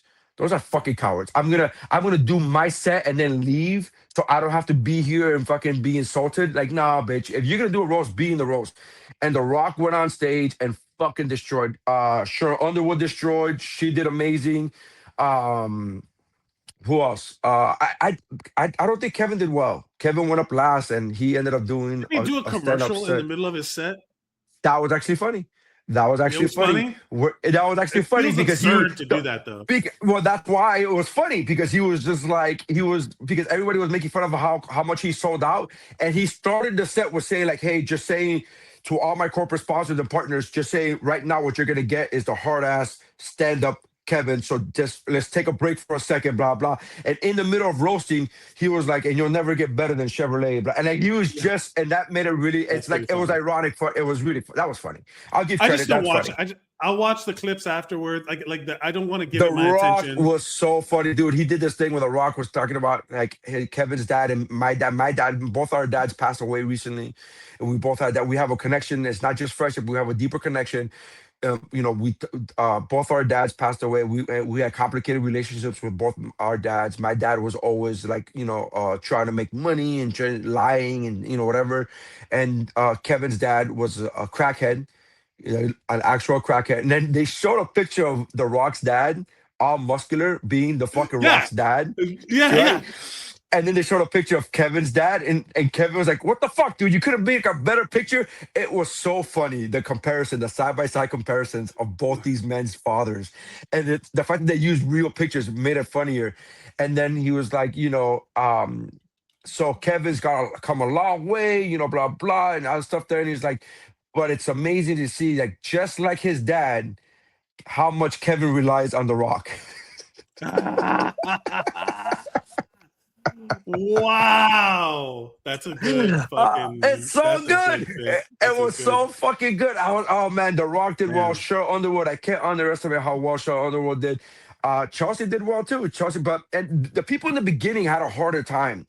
And you as a comic, I would be interested to know your opinion as a comic, because I feel like the people in the beginning had a harder time because the room wasn't ready yet. Like the room wasn't warmed up yet, and it felt odd. It felt like awkward in the beginning. Like the first 2 or 3 comics that went up, including Chelsea, it felt like awkward. It felt like, okay, we're moving, but it's not fluid. It's not smooth. It's not like there's still moans and groans where there shouldn't be moans and groans, and there weren't laughter when there should have been laughter. So it felt kind of sticky. And then when it got rolling, it was like, oh, fuck it. Here we go, dude. Yes. I hosted a show that was basically an improvised talk show, improvised panel show for 3 years, right? Every week, right? I did that shit, and each show was like 2.5 hours long.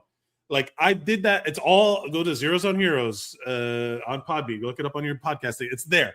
I did so many of those shows, and I will tell you, and I hosted, and I will tell you, hosting, you know this, hosting is an entirely different muscle than just totally different. Every comedian, like every host is a comedian. Yes. Not every comedian can be a host. Like that is it's such a true thing. A bad host can ruin a good comedian set an hour later. Yeah. So so what ends up happening is in these big venues and all that stuff, it's a fake show. It's not a real show. It's a TV show that they need to tell the audience, like, hey, you're a part of this. There's going to be an applause sign. There's going to be a groan. Like, you play the part. And if they don't warm up a room like that ahead of time to be like, hey, this is fake. This is not real. You're going to hear edgy shit. Everybody unclench your assholes. And your job the reason why you're here, the reason why we're not doing this in front of an empty studio where it's literally just jokes like the soup. Remember Talk Soup or the soup? Right. Oh, like the good. reason So why yeah. I love that show. There's no audience. There's just you telling jokes. The reason why this is this show and that is that show is because you guys have to play your part. You have to play your part. If they don't tell the audience what to do, if they don't brace it, they're like, get ready. It's going to be edgy. Everybody's just kind of like waiting. They don't want to be the first one to laugh. They don't want to be the one to be rude. They don't want to be like, I'm going to get on camera. The camera's going to turn. They're going to show me in the audience laughing at the wrong thing. You have to, like, you're actors just as much as these people are reading from a teleprompter. Jokes that they did not write. You know what I mean? Like it's all a show. If they produced it like that, then maybe it would have been stronger from the beginning. But I don't think that's their goal. Also, it probably, like, some of the earlier people probably could have had good sets. Maybe their energy would have been better. Maybe they, like you've seen people come up after a heckler. Yeah. It's hard. I get it. I get it. But I would be interested to see, to hear if my opinion, if my evaluation of that was accurate. It just felt weird in the beginning. And it's not to say that the comics or the jokes weren't strong in the beginning. It's just to say that, man, but once it got rolling, there was a good 40-minute chunk where I was laughing out loud by myself in my cabin, just cackling. It was so good. It was just joke after joke after joke after joke where it's just like, that's such a good one. That's such a good one. But again, it was in the later portion of the show. Yeah. And it's a long show. So, yeah. Okay, oh, cool. There he is. Yeah. He was a fucking tank, you know? Now, whereas Kevin's dad... the audience is genuinely... Oh, you son of a bitch. You son of a bitch. What the fuck was that, man? Look. You piece of... I mean, come on, man. There's a better picture of my dad. Okay. You're all right. Can you guys see my old man? It's so good. It is hard. Like, and you know why Rock did so well. Aside from he's The Rock, he's super charismatic and blah blah blah blah blah whatever. Yeah. To both our points, but your point specifically earlier, because they're actual friends. And you can sense the fact they know each other. Sense the fact that there actually is love behind these fucking super mean, cruel jokes. There's love, and that's the difference. And that's why The Rock did so well. I mean, a reason, not the reason, but a reason why The Rock did so well. Anyways, let's like roast. I'm happy to talk about it. I'm happy to watch the clips later. There's something about it that I just can't. I'm not willing to dedicate 2 hours of watching that shit. Yeah, I know you. No, you got a lot of things to do. I got a lot of unemployment to take care of. I got a lot of being unemployed No. But it's I'm protecting my peace. I'm protecting my peace. I love that so much. You know how many times I can jerk off in the time? I'm not willing to spend 2.5 hours watching. I'm like, okay, yeah. I mean, you got a lot of things. I guess just say you don't want to. I get that, but you're like, I'm not willing to dedicate the amount of time that I have because I have all the time in the world. Then let me not use the word time. I'm not willing to dedicate that much, just discomfort and like hate watch. I'm not here to. I don't want to watch. I don't know why you would hate watch. I don't know why you would hate watch. I don't understand. I guess that's what the difference. There are times when I would have watched. I don't understand why. I don't understand why it would be hate watching. Is what I'm saying. Right? Why, do you just hate? You just hate roast, I guess. That's right. It's for I don't like roast. It's also I don't like if I want to watch. Let me put it this way. I am no longer willing to watch something comedy related just because it's being talked. I don't want to be the crowd that was drawn by the crowd. Sure. And I have zero interest in it. I don't care, but I also don't feel like I should have to you want to know? I had more fun you telling me your opinion about the roasts and your favorite parts than I would have watching that thing for 2 hours. I don't know if that's accurate. You don't know if that's accurate because you don't know how much fun you would have had watching the actual roast. You don't know because you didn't watch it. But I enjoyed this time we've had together. Sure, this is a good time. I'm okay with somebody saying I don't want to watch the roast. That's fine. I'm okay with that. I that's fine. I just it's the same thing when somebody goes comedy is one of the things that you can't force people to do. You should let me rephrase that. You should not force people to watch. Yeah. You should not watch people. You should not force people to do comedy or watch comedy. It's like no, it doesn't work. It doesn't work if you don't want to be here. whether you're performing or watching, if you actually don't want, if I have to convince you to be here, it's not gonna work. It's not a thing. It's so I'm fully aware of people who are like, hey, you're not funny. Like, dude, you could walk out. You can leave. This is not for you, bro. Like, I am not here to be fucking like, I will prove you wrong. Like, I'm not that. That's why, out, please. That's how, please, bro, I'm telling you, that's how I am with the internet now, with social media. Whenever I go, like, I've not gone into a helpful comment section in 4 years. I've never gotten into, you do this all the time where I'll send you a link, I'll send you a video, and your immediate reply is about the comments. And I'm like, I never even looked at the comments. I literally just looked at the video.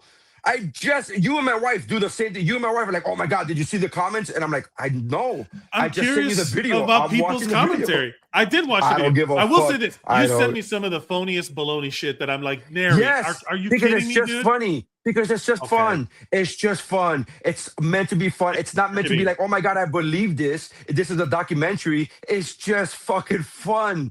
Like, I don't understand. It's such a weird thing when I hear, it's like when you hear kids talk about that. It's like when you ever hear kids talk about certain shit, or they talk about a movie and they'll be like, oh, that was fucking bullshit. Or that was fake. And you go, it's a movie. It's all bullshit. Yeah. It's all bullshit. No. It's all fake. It's different if you go in knowing it's fake. Like, if look at the I think the internet is fake. I treat the internet as entertainment. Everything, the internet is entertainment. Sure. Okay, it's all entertainment. I will say I do have like an aversion to AI. Like, anytime I see something that's AI, I'm like, ugh. There's something about it. You and my wife come back to me like, oh my God, that's so fake. I know that the bear wasn't really fucking shooting people with a gun, but it's funny. Just watch the fucking video. Like, why is this a thing? I don't understand. I've stopped sending you AI, clearly AI shit, because in my mind, because I'm like, man, he just has an aversion to having fun. Like, he just can't be entertained. No. I would rather watch. No. I would rather watch somebody's homemade bullshit than something that somebody thinks because they typed into a thing and it's clever. Because again, every click on that video is money. Like, it's not about making a funny thing. It's about it's entertaining. If you get paid for the entertaining thing the entertaining bullshit that you made, if you get paid for that, that's fine with me. It's entertaining. It entertained me for 30 seconds. I'm okay with it. Fair enough, but that 30 seconds ate up like an entire city's water supply. You know, like hopefully it's Flint's. I don't care. I don't like, none of that bothers me. This is the equivalent. This is a conversation. You and I have had this conversation before. It's the equivalent of people being like, oh my God, Amazon is an evil corporation. Yeah, bro, it absolutely is. I agree. I think it is an evil corporation. Also, can you hurry up with I ordered that an hour ago. It's still not here. Can I get my shit? Like, I don't know what to tell you. Apple is an evil corporation. I know. I'm talking to you right now from my fucking iPhone, and I'm gonna get the new one that comes out because it folds. Like, I just, all of these things are true. I'm not defending the evil corporations, but I'm also not gonna stop using the evil corporations. I'm with you, and to a certain point, I will try my best to not enable that sort of thing. I didn't. I stopped. I'm doing my wife and I don't shop at Target anymore because they cancel DEI, and we think that's bullshit. That's something that's completely within your power. Everybody does. We have a standard. We have a standard, right? But as far as it's same thing with AI, I'm like, I don't give a shit. It's AI. Yeah, it's the thing. I'm not John Henry. I'm not standing in front of the fucking train being like, thou shalt not pass. It's technology. It moves on. It's gonna move on without me. It's fine. I will say, I would not treat the people of Flint, Michigan as expendable. But speaking of expendables, what a segue machine! In your segue, you made it seem like if I wanted them to be expendable, I did this. Speaking of expendables, Nery, who wants to see all of Flint, Michigan, died by poisoned water. By the way, they have clean water poison now, the water, like FYI. some sort of old school Superman villain wants to poison the well in an all-new, all-female Expendables movie is in the works. This is an entertainment podcast, by the way. You sent this to me.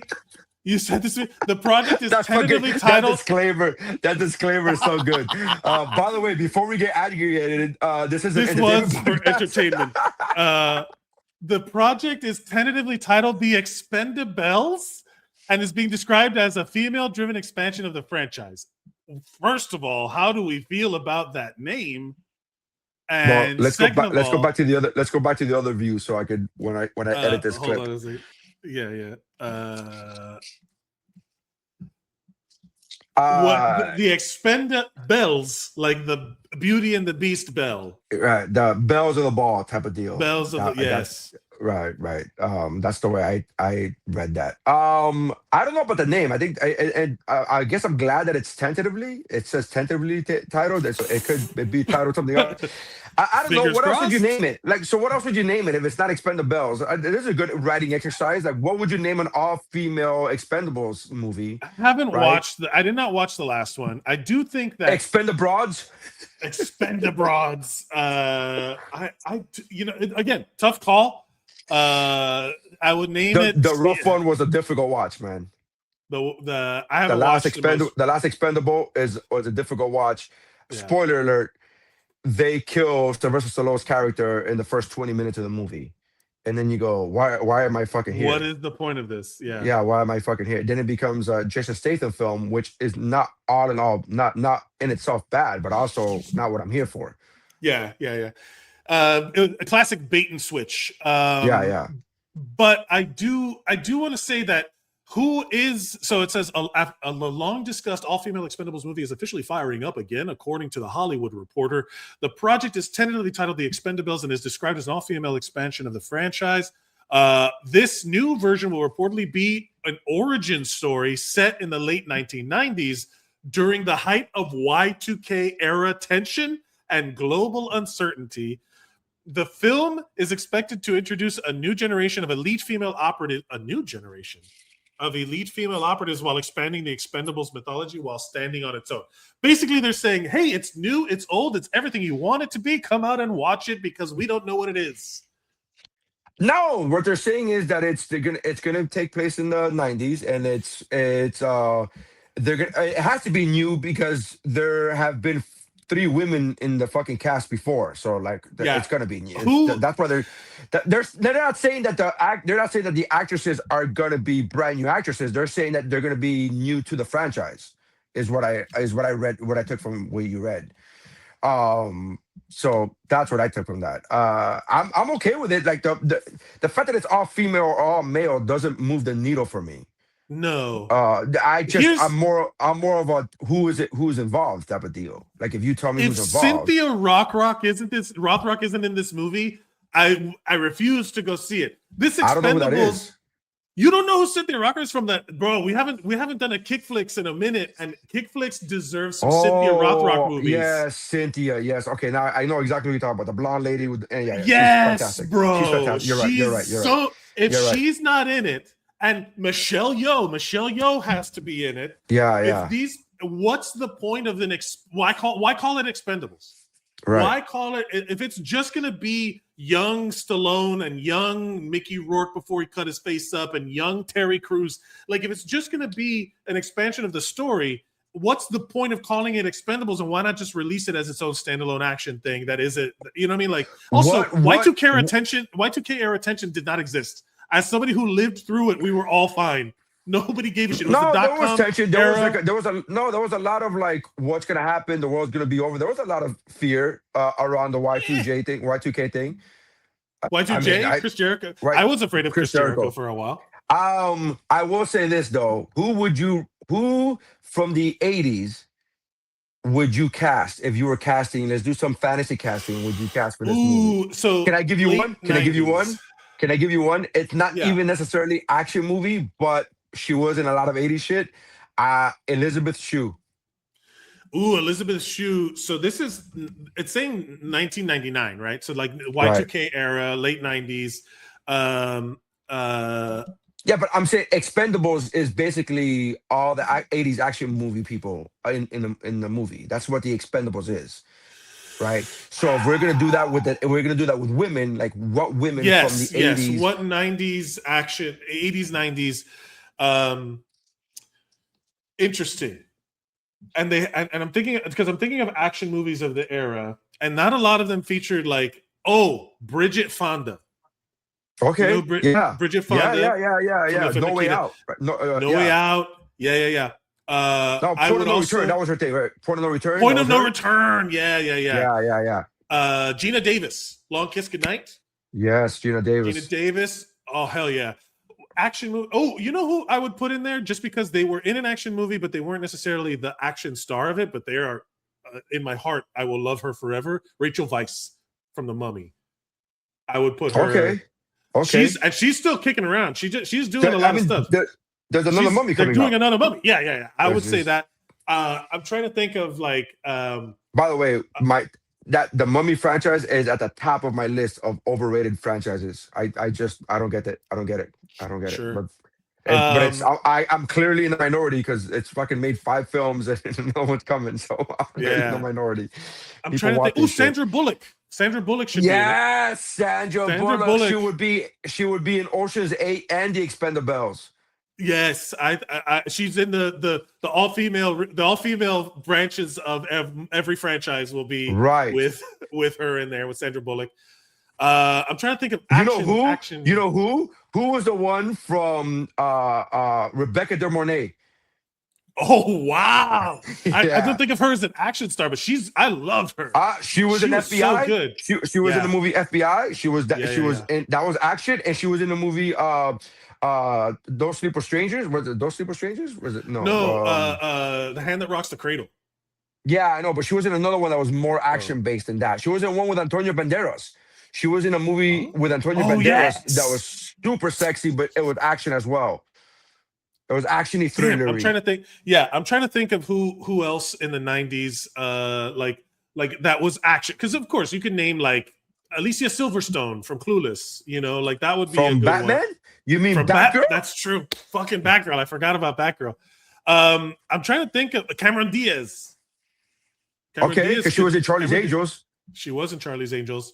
You could have all 3 of them. You could have all 3 of them come back and then do like a wink at the camera, like the Expendables does. You could do like a wink at the camera and be like, "Oh, who sent you? Oh, my friend Charlie. Oh yeah, Charlie sent me too." You could do like a wink at the camera. Yes, Lucy Liu, of course.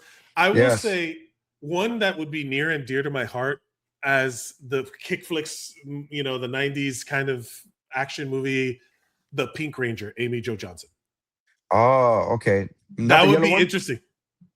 She's dead, so I don't know how to put that one together. But Sarah Michelle Gellar from Buffy. Yes. Buffy. Okay. Now we're cooking with grease. Now we're cooking with grease. I like this. I like this cast. There's a lot. All of us. All of them have done actiony things. All of them are from the era. All of them are. What about Sarah Michelle Gellar and the original movie Buffy? You mean MAGA Barbie Christy Swanson? Is she MAGA? She's so fucking mad. She's she's crazy. She's off the deep end. I didn't know that. She could be the Sylvester Stallone. She could be the Sylvester Stallone because he's fucking stupid MAGA too. Stupid MAGA too. Yeah. I'm glad they killed him off in the first 15 minutes. Fuck that guy. Nah, he came back at the end. It was a misdirect. It was a misdirect, and it was so lazy, and it was like, oh fuck you. Fuck! Like I yelled at the theater. I was like, "Fuck this! Fuck you!" Piece of shit. Also, another one that I would say is near and dear to my heart because I had such a crush on her is both Rachel Lee Cook from She's All That. Okay. I had such a crush on her back in the day, and then Jennifer Love Hewitt. No action movie. No. She was in. Oh, you know who was in? No, that was Eliza Dushku was in True Lies. Eliza Dushku. Eliza Dushku was a good one. Yeah. Bring her in. She was also in a actiony show, Dollhouse or something like that. Something like that, yeah. Something like that. Yeah. I'm telling you that, like they could. So what I'm getting at is, so they're going to introduce a whole bunch of new female actors, women actresses. That's not what they said. They said new characters. The film is expected to introduce a new generation of elite female operatives. Right, a new generation, meaning that for the female operatives, it's a new generation. Like they're like that. That's what I took it to mean. Is because they are not they have not been seen as an expendable already because Ronda Rousey was an expendable. Right? Yeah, That's what I yeah. took it as. I'm not saying that you're wrong. I'm just saying like it would be rather difficult. Then why make it an Expendables? The Expendables is supposed to be like you're getting people Yeah. from other past. franchises and putting them together, right? Yeah. That's what I took it as. That's what I took it as too. I don't know. We'll see. I hope it is what it is. I hope it's better than the last one. Topanga. Danielle Fishel. Yeah, no action whatsoever, but none. You hot. just want to see Topanga on TV. I want to see her and Kelly again. Kapowski in the same. Kelly Kapowski, Tiffany Amber Thiessen. Dreamboat. Still, by the way, still a knockout. Oof, Yeah. Just wow. Beautiful. That's a thing. I got someone complimented me. This is the weirdest shit. This is some real LA shit, by the way. Someone complimented me, like, because I was mentioning my wife, and I'm like, yeah, my wife is my age. Like, we're like very close in age. And they're like, oh, they reacted like it was like a compliment. I'm like, I'm 44, you know, and my wife and I, like age appropriate. Your wife. They literally were like, "How old's your wife?" And I'm like, "It wouldn't be close." And I was like, "No, she's my age. We're like about the same age." And they're like, "Oh." I was like, "Are you like, fucking kidding me?" You're so brave. You're so brave to be married to a woman your own age. It's like you know how people throw away the word. They throw around the word brave. Like, oh, she came out without makeup. She's so brave. It's like, brave. What? That's brave. Okay. Like that fat guy went out without a shirt. He's so brave. It's like, what? What are we talking about? What are we talking about here? That reminds me of that joke that I think it's a Jim Gaffigan joke of when they show the fat guy on the news, but they cut off his head. That guy knows it's him, and he's watching. He's like, "Oh man!" Like they when they talk about like obesity, whatever. It's I brutalized the joke, but yeah, somebody was like, "Oh," like they were excited that I was married to someone my own age. Like I earned a prize of something. Like, "Oh, this tells me about you," and I'm like, "I guess it does." When I went to LA once, I was staying with Michael Yo, and Michael lived in the Hollywood Hills at that moment, and I was staying with him for a week. And I went to like a local diner, and I'm stupid. I didn't know that everything in Hollywood Hills is super duper expensive and super duper. Even this is like 12, 13 years ago, was super hoity-toity. Like, this is a vegan pancake and this and all this bullshit and all whatever. So I ate the food. And I tweeted about it like, hey, I had the most expensive homegrown pancakes, but they were delicious. And I tagged the people.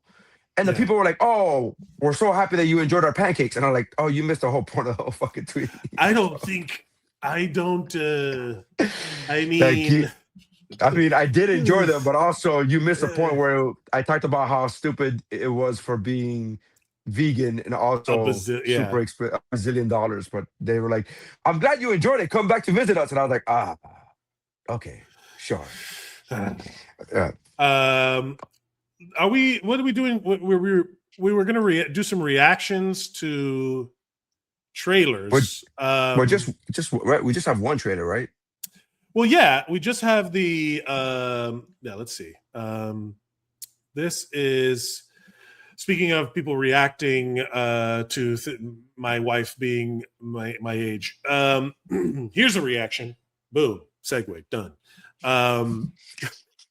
This is the movie Wildwood by Leica Studios. This is the new stop motion animation. I want you to like genuinely like. This is, we'll see. All right, let's just go. He's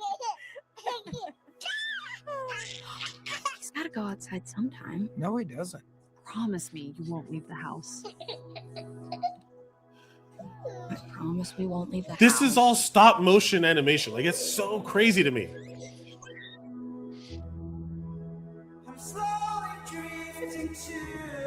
Also, I think it's cheating.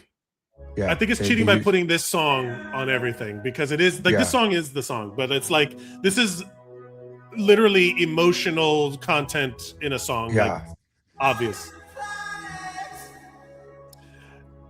It said, and it also said from the hands that made Coraline, as opposed to the AI that cranked out bullshit. Look at the waters hitting. Oh my God! I do the same thing on my phone, bro. You get it. You understand. I know what you're saying. It doesn't match your true heart. It doesn't. I don't care. I don't care. This looks. I mean, it looks amazing.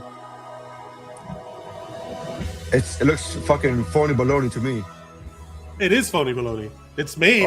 These are all little models that they take pictures of, one after the other. I think their computer's using this. Yeah. The computer is using this.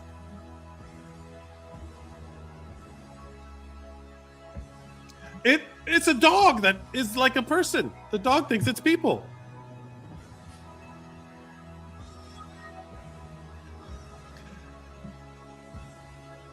I also love a trailer that just shows a bunch of shit, doesn't have any commentary yet, and it's like, here's a stunning visuals, but we've ruined none of the story for you in a variety. You know, like, sure, there's a lot of these pieces of the puzzle, but also you don't know what we this have is no about? idea what. Yeah, you do. This obviously her kid died. Fairy tale. I just want my brother. There you go, brother. I said son, Brother it was brother. kidnapped. Whatever. Yeah. I don't think it's kidnapped. I think the kid died. Oh, you think it's a metaphor? Yeah. I think the kid died. I think. I want my brother back, and like I think the kid died. Her brother died, and she's going through the grief process, and it's pretty obvious. That's obvious to me. That's what it looks like to me. I mean, I don't know, but that's what I took from. But that's the point of art, Nery, is that we all bring our perspectives to it as we watch it. I know. That's the I was whole telling point. my friend ChatGPT the same thing. I agree completely. At what point do you fall in love with her? At what point first of all, the fact that you make it a female is so sexy. You're so sexy. The movie Her, man. The movie Her. No, I know. But I was talking about, like, can you imagine? What if a straight dude or him fell in love with? What if a straight dude fell in love with his AI, but he purposely made the AI same sex? It's like, oh, so you've been gay? I'm not gay. My AI just happens to be a dude. It's like, what? Yeah. My wife changed Siri to a guy, so when she's like, "Hey Siri," and it's like a British dude. And I'm like, am I? I have the black dude. I have my Siri. You have the black dude. guy? Yeah. I have the black guy. And then not only do I have the black guy, whenever he answers me, I go, hey, Siri, what's the weather? Blah, blah, blah. And he'll be like, oh, today is 87 degrees. I go, thank you, brother. I did an Australian one, and I'm like, no, I just need as neutral a robot as I can't think of this. I need a neutral robot voice. By the way, I would make it. Can I make it my voice? I don't think you. Well, that's using AI. That's against your religion. Apparently, you can't do that. No, there's a voice print thing, but it's not using that's AI. It's literally using AI. It gets your voice and it starts making every word in the dictionary. I'm not gonna get into the idea of why AI is a marketing term and not a technological term. It's a large language model that is run on other servers trained on data, but also you training a voice recognition software is not artificial intelligence. It's what the software is programmed to do. I'm not gonna get into all that. What I'm going to get into is it would be cool if I could, but is it narcissistic that I want to have myself in my phone? Yeah, that's fine. Fair, but it's not narcissistic in a bad way. It's like, I mean, I don't know what to tell you. Like, I mean, I'm literally Googling how to create a charm for my chain, a jewelry charm with my comedy logo. I mean, who the fuck, who's going to, like, what? Excuse me, what are you doing? I'm sorry. Is it better if I have the death of a fucking god on my chain? Is that better for you? Like, how is that any better? Like, how is that any fucking weird? I don't judge if you want to put a flying spaghetti monster on your chain. Go ahead. Right. Spaghetti monster or the Nery Saenz comedy logo. Why? I mean, who gives a shit? Like, it's a fucking chain.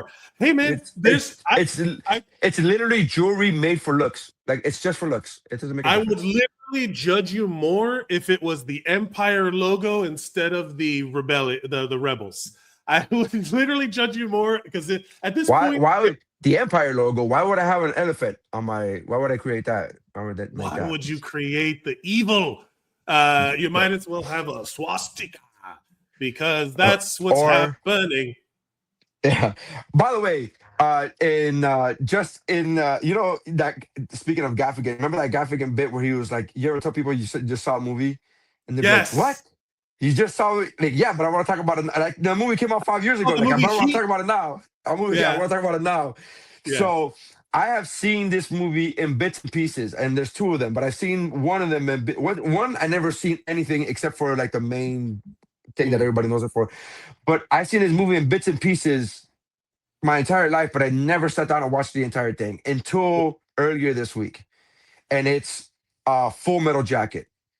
And I saw Full Metal Jacket, and I'm glad I didn't see it as a kid. Not because of anything other than I think the tones and the meat. I think, I don't think I would have got it. I think I would have gotten it on the surface level. It's a war movie, it's a movie, blah, blah, blah, blah. But I wouldn't have gotten it on the deeper, the duality of man and all this shit. It was really fucking, and I sound like an idiot. You're like, hey, fuck it. So I texted my friend Dave, and I was like, hey, Full Metal Jacket is fucking awesome. And he's like, you don't say it. I'm like, yeah, but I want to talk about it right now. I want to talk about it right now.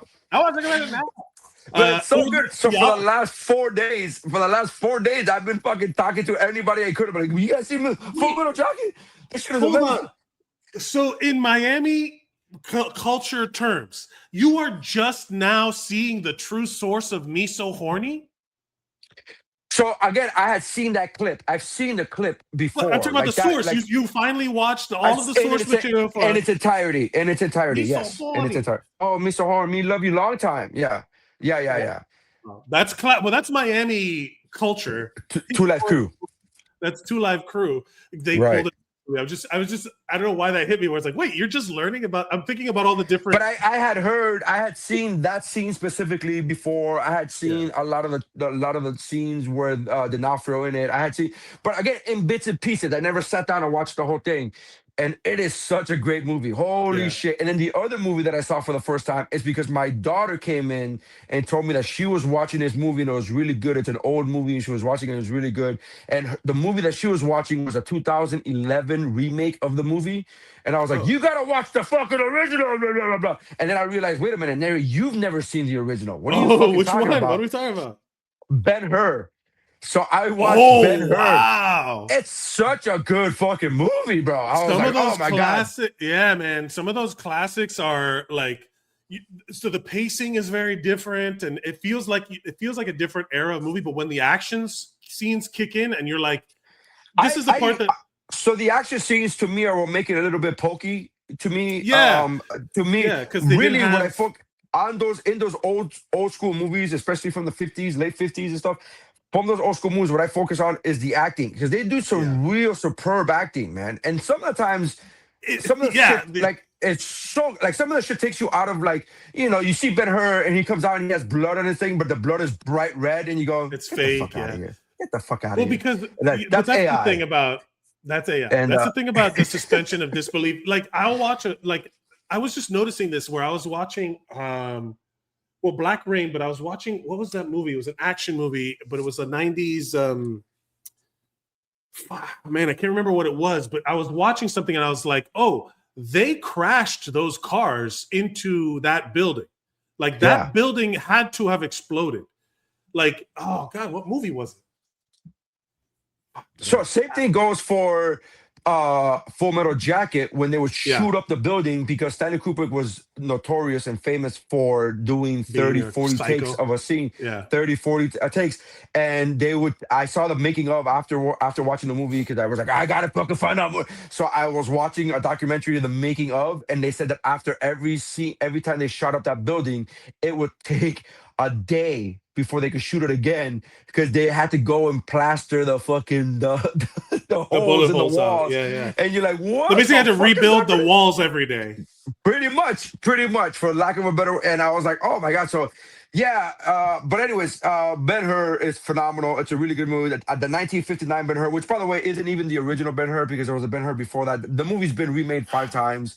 So I get it. I understand. But it was really that movie was excellent. I did not again, I said this to Dave as well. I go, Ben-Hur is really good. He goes, please tell me more about this Ben-Hur, if you would. Yeah. I was just like, it's like, hey, have you guys seen this movie? Oh God, it's so good. Star Wars. Yeah, you guys seen about this? You guys heard about this? See this? You guys heard about this? But anyways, two movies who again, older movies. I love watching old movies. I'm now what I'm doing, what I do every once in a while when I don't know what to watch, I will go through like AFI's top 100 list and see like what movies I've seen, and I'm up to like 72 movies that I've seen from AFI. So I'm missing a few. Some of them are a tough watch. I'm not gonna lie. Some of them are you're like, oof, this is fucking brutal. But some of them you find these gems where you go, fucking hey, Sunset Boulevard was amazing, and this like all these. There's some real good movies that just because they're old, I know a lot of us are like, that fucking came out before my time. I'm like, dude, some of them are really good. Some of them there's a lot of these classics. My wife, Chiquita's she likes those old timey musicals like Singing in the Rain and stuff like that. Singing in the Rain, right? Those I still haven't seen The Sound of Music. I still haven't watched The Sound of Music. We watched The Sound of Music, and then she's like, "Where are all these Nazis coming from?" And I'm like, "The whole thing is about Nazis at the end of it because most people only know the." It's funny. I said the same thing. I said the same thing when I was watching the news. Yeah, I was like, where are all these Nazis coming from? And it's like, if you were paying attention, you would have known they were there from the beginning. They've been there the whole time. I'm scrolling back. I'm trying to see what movie. We laugh, but it's. Oh, The Bourne Identity. It was The Bourne Identity. I was watching The Bourne Identity, and they were like, they were driving through the Mini through Paris or whatever, like and then they were doing the gunfight with the sniper where he has just like a shot. Bourne Identity is still one of my top action movies. I love that movie so much. It's great. But I was watching it, and there's a very real feeling you get when especially in these old movies, they could not have made it any other way. In those classic movies, when they're riding the horses and the horse rides over a guy, there's padding under the guy, but the horse rode over a guy. There was no other way to do it. Hey man, I'm very pleased that they're gonna start doing Academy Awards for stunt people. Like they should. It's a very well. Oh, by the way, speaking of which, I saw the new Mortal Kombat 2 movie. Fucking awesome. It was so good. That's why I haven't talked about it because I know you hadn't watched it, but I was like, it's so fucking good. It's on my list. Maybe I'll go see it this weekend. Dude, you gotta go. It's good. Is it streaming? Is it also? But it's in the theater. But is it both, or did they do theater release? It's just fucking theater release. Go watch it in the theater, dude. I'm asking specifically because I want to theater. Support the theater. Support the theater. Don't support opera. Ugh. Support the theater. Fucking douchebag. What a douchebag. Shamalama ding dong. Thank you, everybody. I told you from before. I was a hater of that guy from before, and his fucking colors came out. I fucking knew it. Fuck that guy. Fuck him and his. You're a hater, and there's a reason. Correct. Thank you, everybody, for joining us for today's episode of WuBro Pod, the What's Up Bro podcast. You can follow us at WuBro Pod on all social media platforms, using the platforms of our enemies to smite them, or just talk about random shit. By the way, my wife used the phrase WuBro the other day in conversations to her friends. And her friend was like, "What's that?" She goes, "Oh, that's my husband's podcast." She goes, "Oh, really? I just thought you were saying," because my wife says bro a lot. She goes, "I thought you were saying bro, but like Ric Flair, like woo, bro." And I was like, "That's it. That's the new one. That's woo, bro." Or I was thinking maybe she thought it was like that's like the female bro, like instead of men and women, it's bro and woo, bro. Bro, yeah. All right. Anyways, thank you for checking us out. At all the social media, at Nery Saenz, at Mike Mercadal. Like, share, and subscribe. Tell us what action. Tell us your get in the chat on the Fantasy casting and Fantasy Cast. The Expendables. Oof, what a rough name. The 90s. If they were to do an Expendables version with 90s action, Expendables. Fantasy Cats Expendables. Check us out. Thank you for checking us out. All right. And that's how winning is done. Peace. Talia Shire could be like the woman behind the chair.